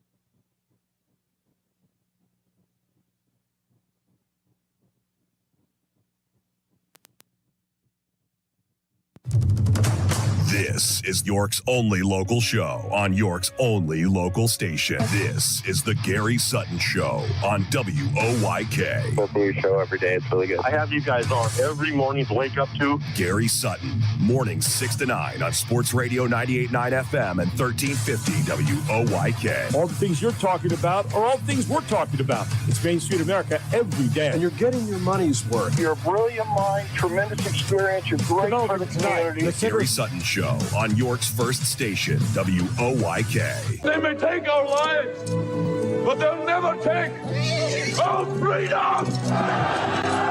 Now, broadcasting live from WOYK's downtown York studios inside Wellspan Park, here's Gary Sutton. You betcha. They'll never take our freedom. We're going to talk every day and listen every day and have great conversation every day, and we do it all right here on the Gary Sutton Show, brought to you by Ann Stein and Sparler, attorneys at law, 117 East Market Street, right here in York, where their major areas are treating you, the people of Main Street, anywhere here in York County, to good law representation. That's exactly what they do. 117 East Market Street, they've been around since the 1940s, and I tell you what, you can give them a call today at 717-846-8811. Open Monday to Friday, 8:30 to 5. We are so happy to have them as our presenting sponsor. And also, kindnessworldwide.org for actionable ideas on what it means to be kind every day. Check it out at kindnessworldwide.org. And it's all based on an event that happened to Kevin Smith here in York County where his wallet was returned. And it set off a firestorm around the world right now where people are joining the movement to change the world with one kind act at a time, one person at a time, one community at a time. See the good, be the good, go the extra mile. That's what kindnessworldwide.org is all about. And this hour of the Gary Sutton Show here at 8 o'clock is brought to you by Total Exterminating Services. They are my exterminators. And I'll tell you what, they have taken care of getting rid of the ants out of my house, which is one less thing. But I'll tell you what, they can help you with all the various kinds of pests that are around. Give them a call today at 717-951-3868. Steve Shetter and his family of exterminators will take care of getting rid of those unwanted pests in your house. Go to steven.shetter@testpest.com. Residential and commercial pest control, serving Lancaster, York, and Hanover. Locally owned, locally operated. That's the kind of business I like. And 1% of the net profits that they make go to local charities. That's what they do. Affordable programs designed for your needs. That's Test Pest, Total Exterminating Services, the proud sponsor of this hour on the Gary Sutton Show on WOYK. But, Mark, we're reminded on this date, there was a very important thing that happened that I would say changed our lives and it's still affecting our life in some way, shape, or form. Your take. Yeah, this was CBS News L.A., in Los Angeles. This is how they learned about events that affected us all back on this date 6 years ago. Developing tonight, the Centers for Disease Control is reporting the first case of coronavirus has made it here in the U.S. At least 6 people in China have died from the virus. Nearly 300 more have been infected worldwide. CBS 2's Lori Perez is live for us. She's at LAX, where there are a lot of special screeners on duty. Lori? Yeah, it was on this date that we learned that the first confirmed case of COVID was found here in the U.S., and of course, it was the first of tens of millions. When you think about COVID, Mark, and we think about the year since and the effect that it had on the country, as you look back on it as a news guy and just as a citizen, same with me, what do you think about? What were the things that kind of stood out in your mind that maybe changed our lives here as a country to where we are today? I was a big post-apocalyptic reader of books about post-apocalyptic events. Right. Usually that meant like nuclear war or some sort of thing. Sure. But one of my favorite books was The Stand by Stephen King. And it's basically a battle between good and evil. But in that book, it starts small. And it's a lab in, I think it was in Atlanta, Georgia. And this virus got out and it just started to spread. And, it wiped out most of the planet's population. And so there was that. There was a movie and a book called Outbreak.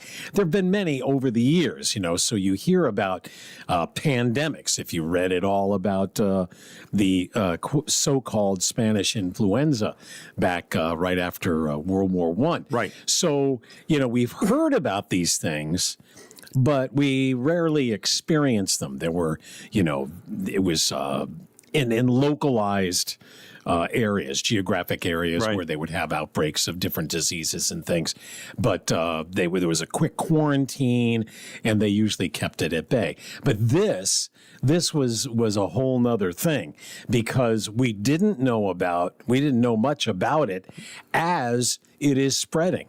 It caught us totally unaware. Absolutely. I mean, we were not ready for anything like this, and the effect, the all-encompassing effect it would have on our lives. I remember, we were working, we had people in our building back in New York, out at out right outside of Wrightsville, and so we went from that to, I remember the day they closed everything down. Right. And I guess start doing the show from home. And, well, you did, yes. Yeah, and you had to go to the station. I was deemed, what do they call it? Essential. Essential. So, which, by the way, I thought was the worst names you could ever use, because it harkened back to essential workers going to concentration camps and extermination, and that was a bad choice of words, I thought, right out of the gate. But I understood, and we hadn't done. We've done remotes before, sure, but not like that daily. Yes, every day for weeks and months on end, and I thought, wow, this is going to be different because we're social animals, right? So all of a sudden, we went from a building with, some people in it to, I think there were 4 of us. Yeah. I think that was it. And we didn't really see each other a lot because we were doing home and here. That was it. You really couldn't go many other places. And then, of course, things started to loosen up a little bit, too. But, we were learning about this thing. How bad is it? Who is it? I'll tell you how bad it was. I watched every episode of The Tiger King. That's how bad it got. They talk about the granite level there on watching. There it was. That's how. No, I'm being a little funny, but but that's true. But that kind of ridiculous stuff came up, and we were sitting there. Yep, okay, here we are. And it's. But I remember going outside and hitting shag balls over at this place I had never gone to, or taking a walk, and you walk by someone and you turned your head away, and you're thinking, oh my God, what what? And then kids going to school with virtual learning, which was not. I think we suffered probably more there than just about anywhere else. But think about the idea also. We went from being a 24-hour country to being, okay, at 11 o'clock, the germs come out, so we're closing up at 11. And, waiters and waitresses stopped doing the jobs that they had done and changed their entire mentality. You think about we became the drive-through culture. You look today at drive-thrus, and today, how many people still go inside a drive-thru? So, a lot of things like that happen. Standing 6 feet apart at the grocery store, if you could go into the grocery store, people running out with toilet paper for the next millennium. I remember that, yeah. It was nuts. So all those little things kind of come to mind for me. I remember when things started to relax a little bit, so I guess it was late spring. Right. And it's like, okay, so we can go outside. So going outside is a good thing. And I thought, this is right after Deb and I started dating. Mm-hmm. And that's a great time to start dating, by the way, during COVID, yeah. So she said, maybe we should maybe I could play golf, and so that's where I went to a driving range, which was, that was a really acceptable thing to do because there was, not a lot of cluster of people. And that's where she saw me hit. And she said, oh, yeah, you just need to do this and that. And then the rest is history. I've been playing I remember, for the most part. I remember our club closed down, but we were playing for a while there, and people were complaining in the community that we're playing. Then I went to another place over at where Old Springwood was. I think it's Bridgewater now. And the guy, you make a donation, and you could actually go out and play on your own. And the township police protected you because there were other places that had closed down totally. It was crazy. I mean, the whole thing was just unbelievable because we didn't know what we were dealing with. That's it. And I think that, in my way of thinking, when you don't know, when you're learning on the fly, I would think that better safe than sorry is a thing that most Americans would go for. But on the other hand, we don't trust the government generally. Where do we go to get the answers? The government. And we found out that they could kind of screw this up too. And we had all kinds of crazy stuff going on, like we were closing down retailers, but leaving wholesalers open. And who do wholesalers deal with? Retailers. And so we had a lot of that going on and nutsiness that, we just weren't quite trade sure. all of a sudden is going to be affected by crazy. This, I mean, so now, the whole thing disrupted our entire lives. So what have we learned since then, maybe is the question. I don't know. I don't know that we learned a whole lot of anything. If what would happen, I think in order for the dynamic to change any more than what it has become, would be the lethality. I think if it was something that was, had a high, not just if we were still losing people like we were at the beginning of that you would sit there now going. People wouldn't want to go near other people. No. So I think there's a line that moves with that. How many people are dying? How many people? What are my chances of dying? I'll tell you one of the things that's changed. I was at the DMV yesterday getting my real ID. I had not got my real ID yet. Did you get it?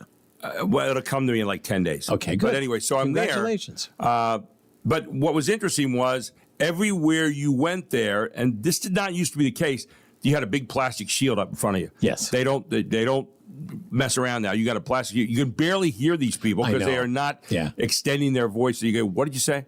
Okay, fine. Yeah, so they say exactly the same way, like somehow it's going to be different this time, even though they didn't raise their voice. So that's one of the things that's different now with the plastic shields at a lot of these places. Like I noticed at the drugstore, they have a plastic shield up between you and the person. And I listen, I get it. It makes some sense to me. But especially with like flu and all those other things. So one other event I have one in here between you and me, in fact. And yes, and it does it work? Not helping. No. Well, I mean, I got sick, but you didn't. I did not yet. I've been taking Chlorocidin every day ever since you got your cough. So I'm fighting it off. You are. One other thing that happened. Now the COVID thing was 6 years ago today, right? But 39 years ago, go ahead. They were filling the Rock and Roll Hall of Fame.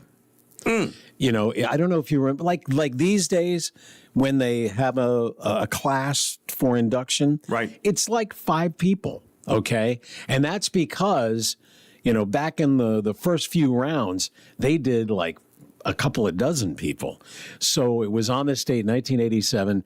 It was the second Rock and Roll Hall of Fame inductees. So who was on this? As you might guess, some of the early ones like the Coasters, Eddie Cochran, Bo Diddley, Marvin Gaye, Bill Haley, B.B. King, Ricky Nelson, Roy Orbison, Carl Perkins, Smokey Robinson. I mean, I'm not even naming everybody. Jackie Wilson, just the names, Hank Williams of all people. Wow. And it just kept going on and on and on. But did you notice something with all the names that I just mentioned? Go ahead. They all have one thing in common. They're all men. There you go. So, but one woman was named on this date 39 years ago, 1987. Who do you think the first woman who was inducted into the Rock and Roll Hall of Fame? Who do you think it was? Well, I'm thinking Aretha Franklin. That's exactly right. There you go. She would make the most sense. It does make the most sense. Well, who would be inducted into the Pest Hall of Fame if we had an election day? I nominate Steve Shetter, and he's next up here on the Gary Sutton Show to talk to us a little bit about family businesses and some of the pitfalls of family business, some of the good things, and a little bit about pests as well. All here on the Gary Sutton Show on WOYK. Back with more right after this. It's 8:19.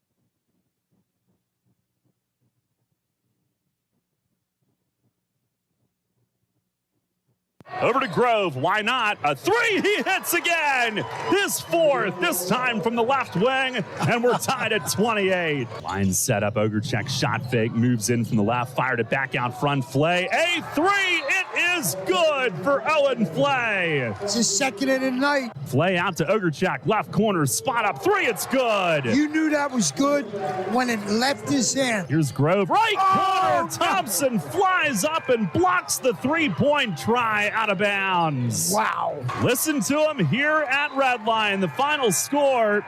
Wow. The Lions 74 and the Panthers 58.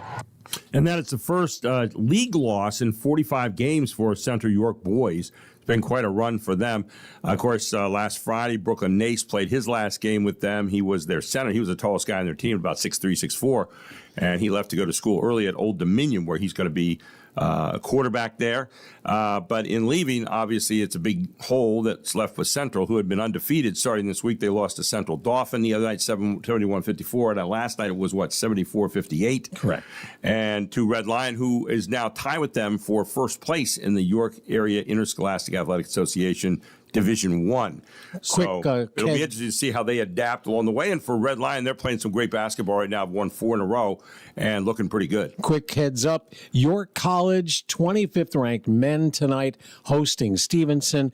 And, of course, Daryl Henry has all the action. Pregame starts here at 6:45. And with that, we turn to Steve Shetter this morning, who is the owner of Total Exterminating Services.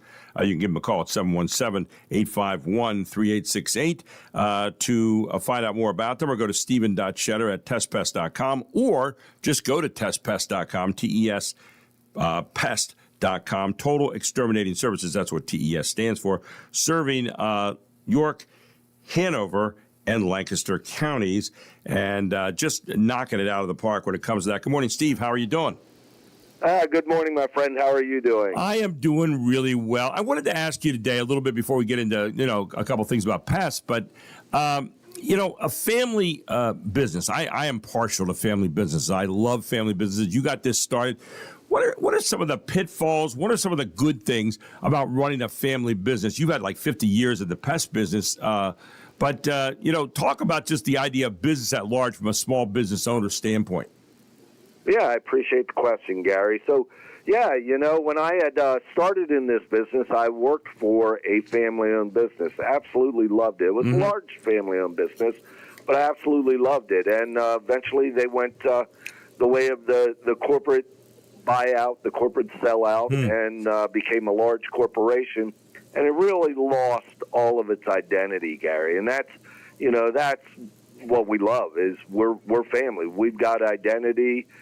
We've got local people here in the office answering the phones. All the technicians live in at least one of the counties that we service. So, it's just we are truly a family-owned business that is a team.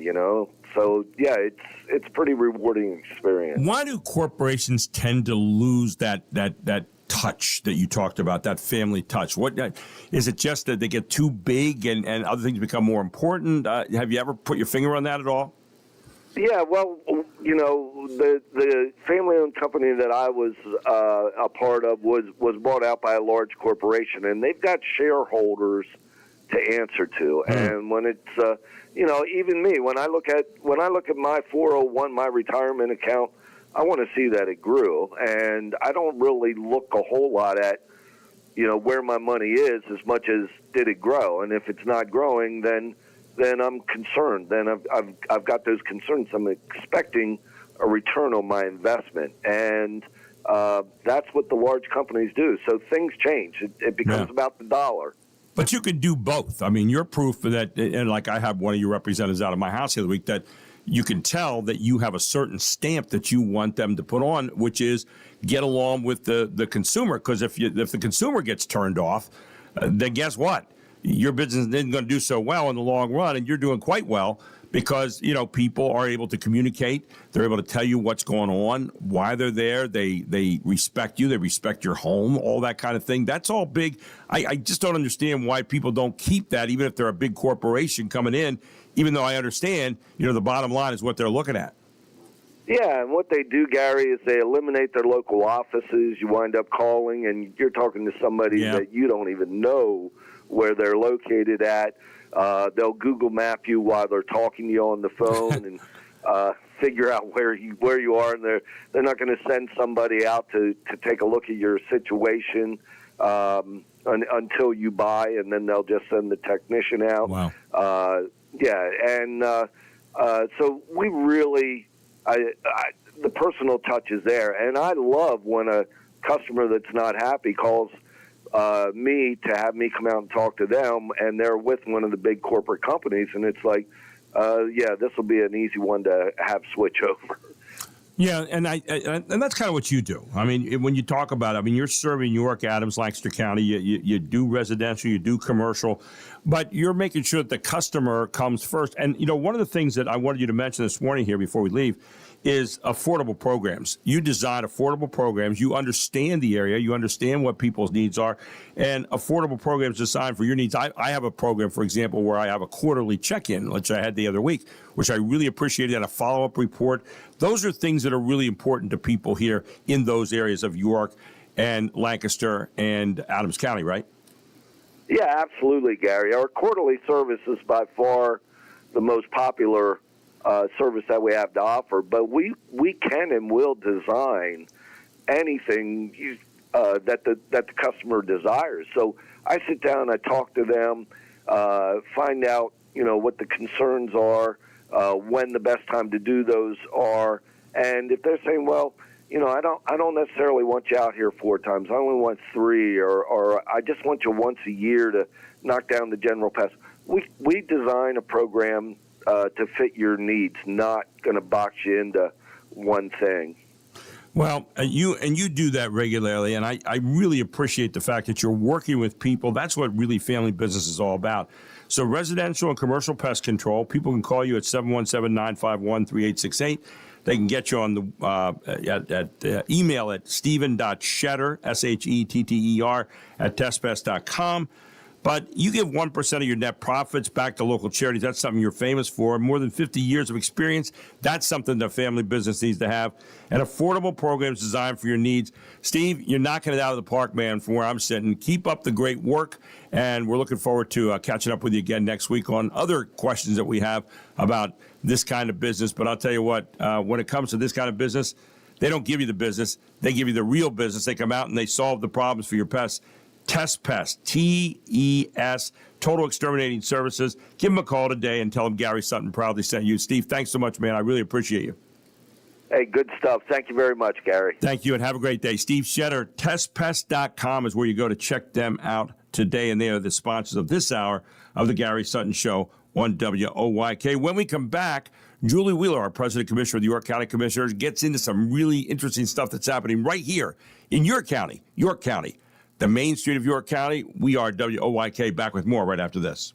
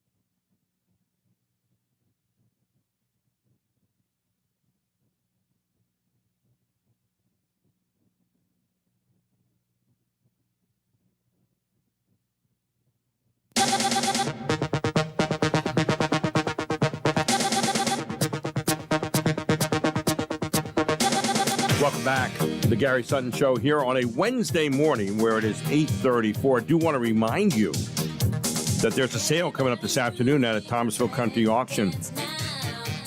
And they're not going to be doing the locomotive. They could be selling a locomotive because that's what they do. They sell just about everything. Jack and Cheryl Hooks at Thomasville Country Auction. But that sale at 4 p.m. today. Home decor, flowers, crafts, garden items, silk flowers, wreaths, corner shelf, small iron stand. They've got birdhouses, bird feeders, porch rocker, shepherd's hooks, wire greenhouse, new in the box, large ceramic planters, throne chair. That's what I like to get from my house, a throne chair. Maybe I could get some respect. I can't get no respect. Anyway, artwork, lights, bird cage, high boy chest, milk can, table with 2 chairs, a GeoBin composting system. Never heard of that, Mark. GeoBin composting system.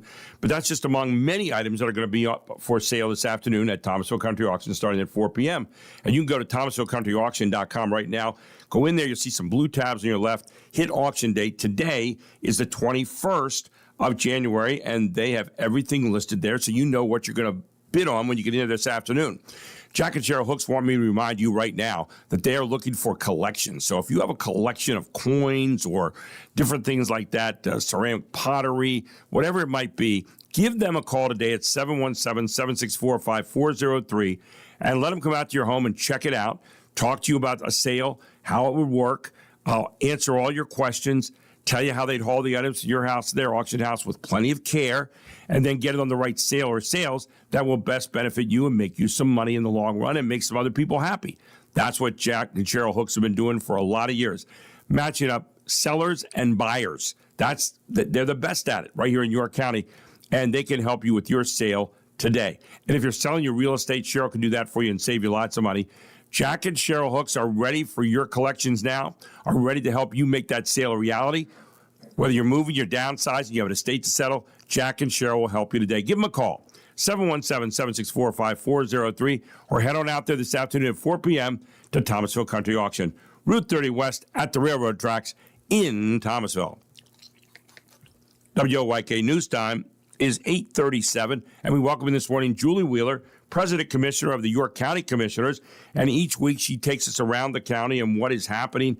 And this week, some really memorable stuff going on out there. Good morning, Julie. How are you?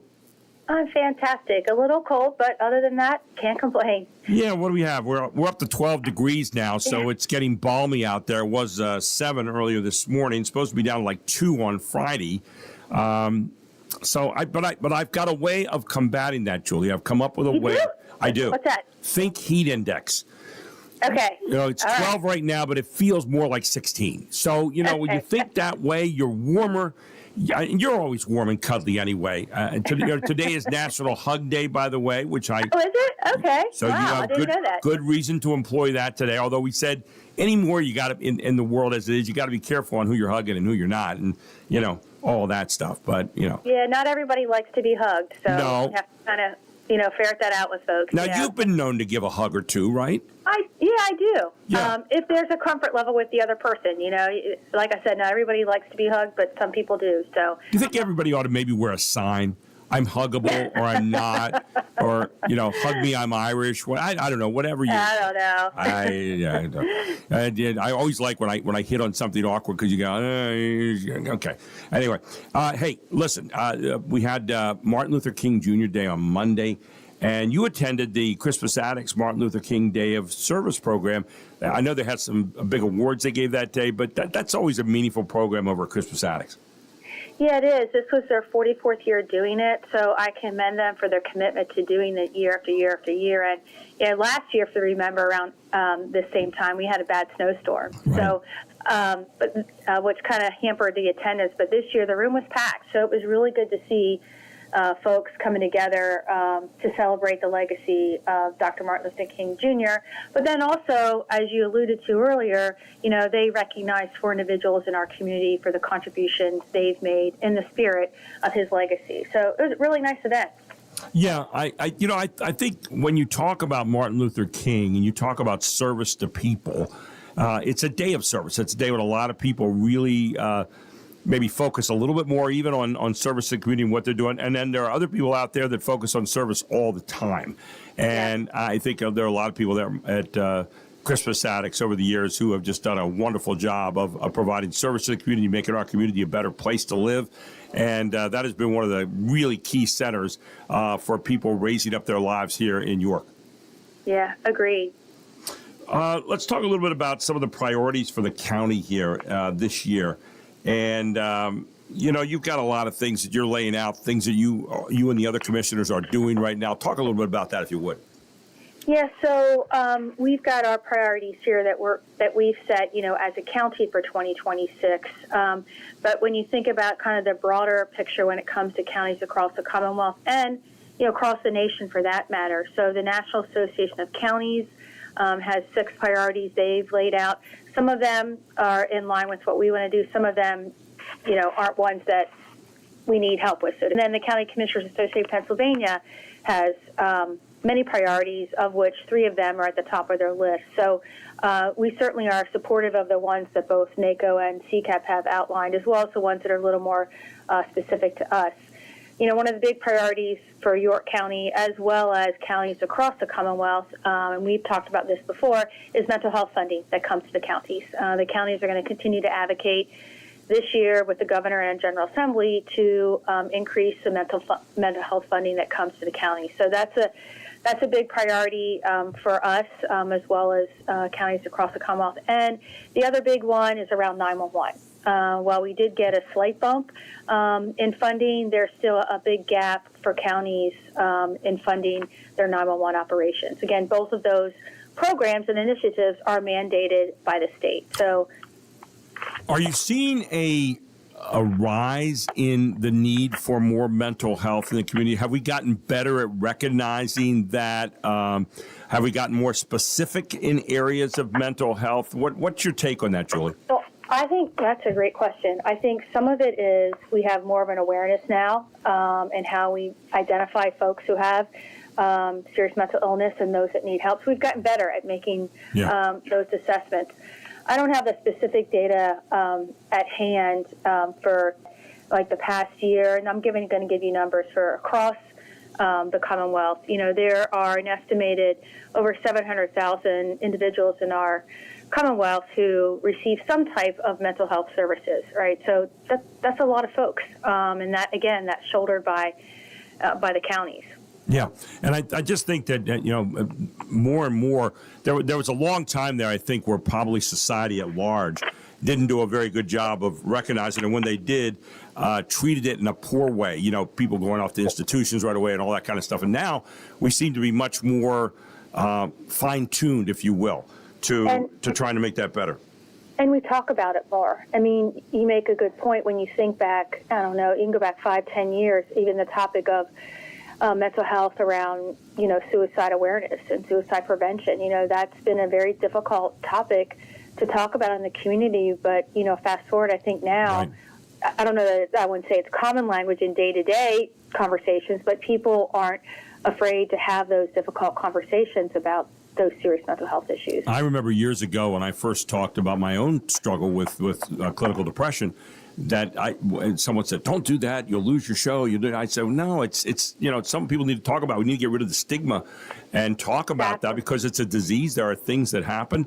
And I was amazed by how many people said, "Well, if you can tackle it, we can tackle it." And so I think more and more we're getting rid of that whole stigma idea and more the idea of, well, let's go help each other and let's find the resources. Let's find the places that we go that maybe we weren't aware of, because when you have mental health problems, it can be a really hopeless feeling if you think there's nothing that can be done, and there's plenty that can be done now. And I'm really glad to hear about the money that's being pushed by the county here in that direction and helping people to, again, as we fine-tune better ways to deal with this kind of thing.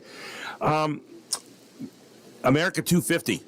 We're kicking it all off here in York County. Of course, what better place? I mean, we were right at the hotbed of 250 years ago and all that was going on in this country and getting it started. So York, it certainly is a place where we're going to do a lot of celebrating this year. Talk about that a little bit.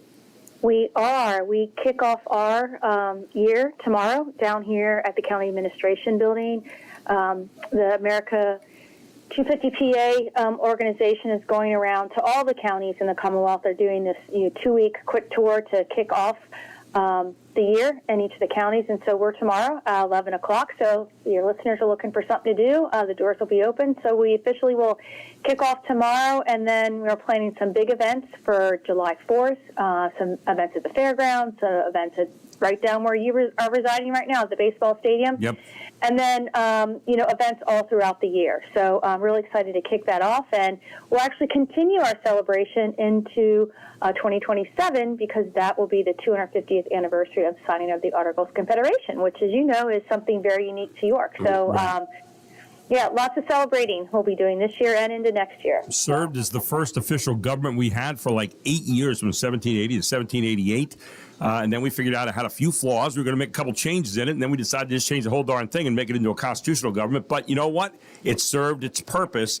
And, of course, the first, I always ask my kids this question in school, who was the first president of the United States? And they all say, well, George Washington. I said, no. It was John Hanson, who was the head of the Articles of Confederation Congress, the Confederation Congress. John Hanson Highway down in Maryland. That people wonder why that name. There it is, John Hanson, first president of the Confederation Congress. There you go.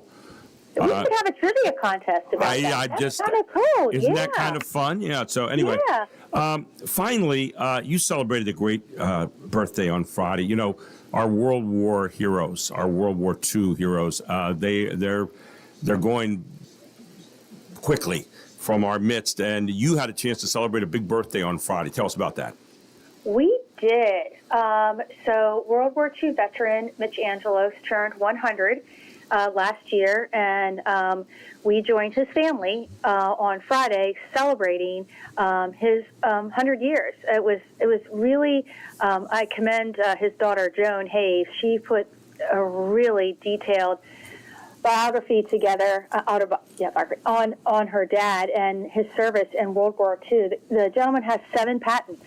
He worked in the weapons area as an engineer. It was fascinating to hear his story about his life. And he was the son of 2 immigrants. So it really was the quintessential story of an American boy who lived the American dream. So, yes, we celebrated him last week with family and friends. It was awesome. And it's good to remember those because, we have so many of those stories of the greatest generation and those histories that are out there of people. I mean, it's incredible when you see all the histories that are out there. And I just think it's so good to highlight these people and what they've done and what they've gone through and the lives they've lived.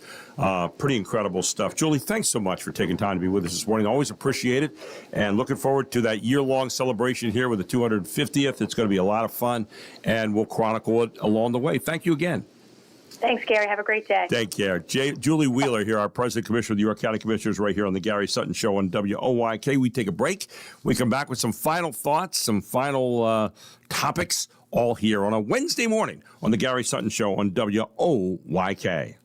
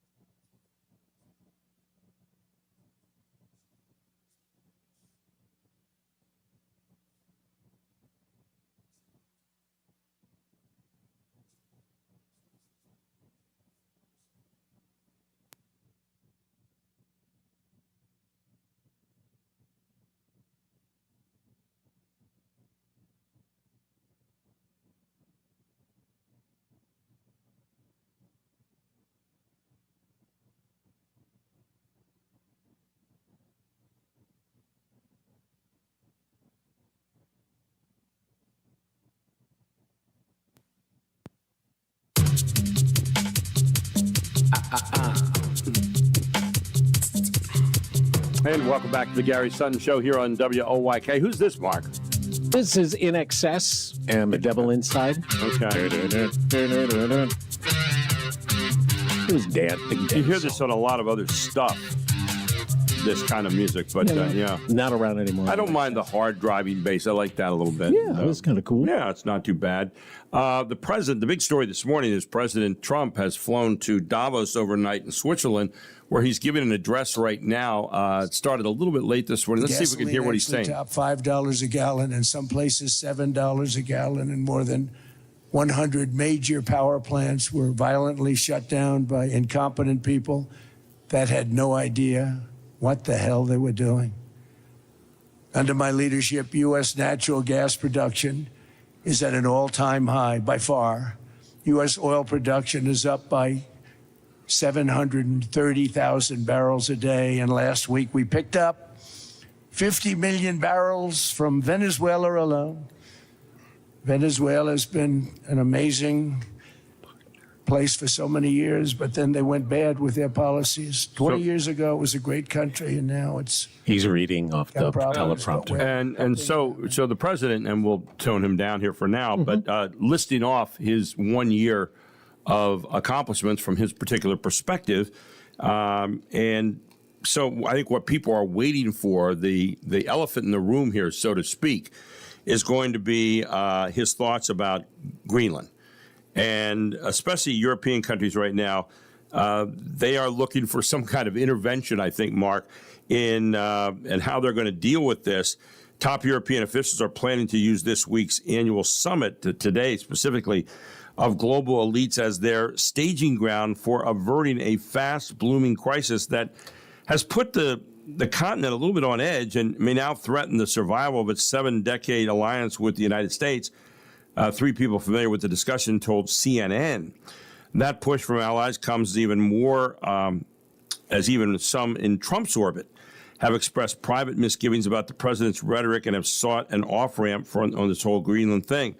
In the near term, the Europeans' emergency effort aims to de-escalate tensions following President Trump's vow to slap new tariffs on any ally that opposes his push for complete and total control, quote unquote, of Greenland. But it's also about trying to divert the president generally from his campaign for the Danish territory.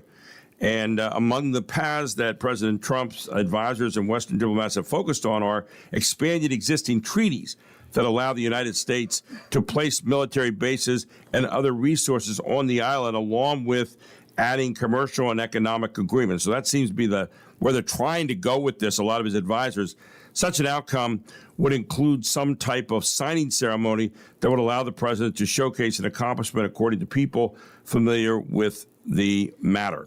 So we'll see what the president says about it this morning. That still remains to be seen in the speech. You heard it as it's being given right now just a few moments ago. So let's recap. Today is International Sweatpants Day. Right.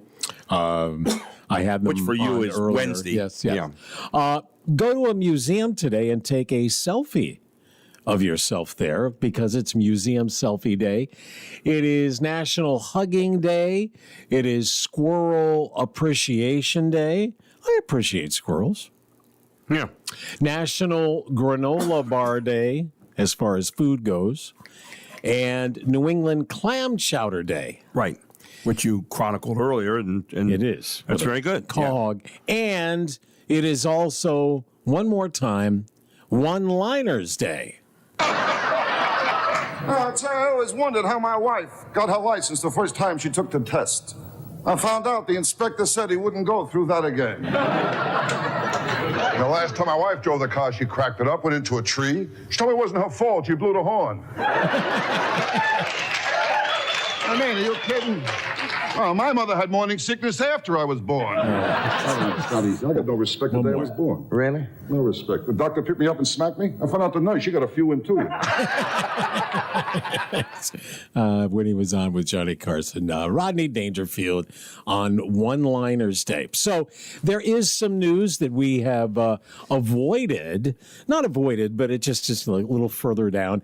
Here's an unusual story out of Florida. Okay. Now, you've heard of like crime crimes of opportunity. Sure. Okay, so the guy didn't go and try to rob somebody, but he saw the stuff sitting on the porch and decided to take it and then got caught. Well, this is sort of like that. Cops say 65-year-old Bradford Todd Picarello was arrested after they say he sold a kilo of cocaine to an undercover Monroe County Sheriff's detective for $10,000 at a Marathon Marina.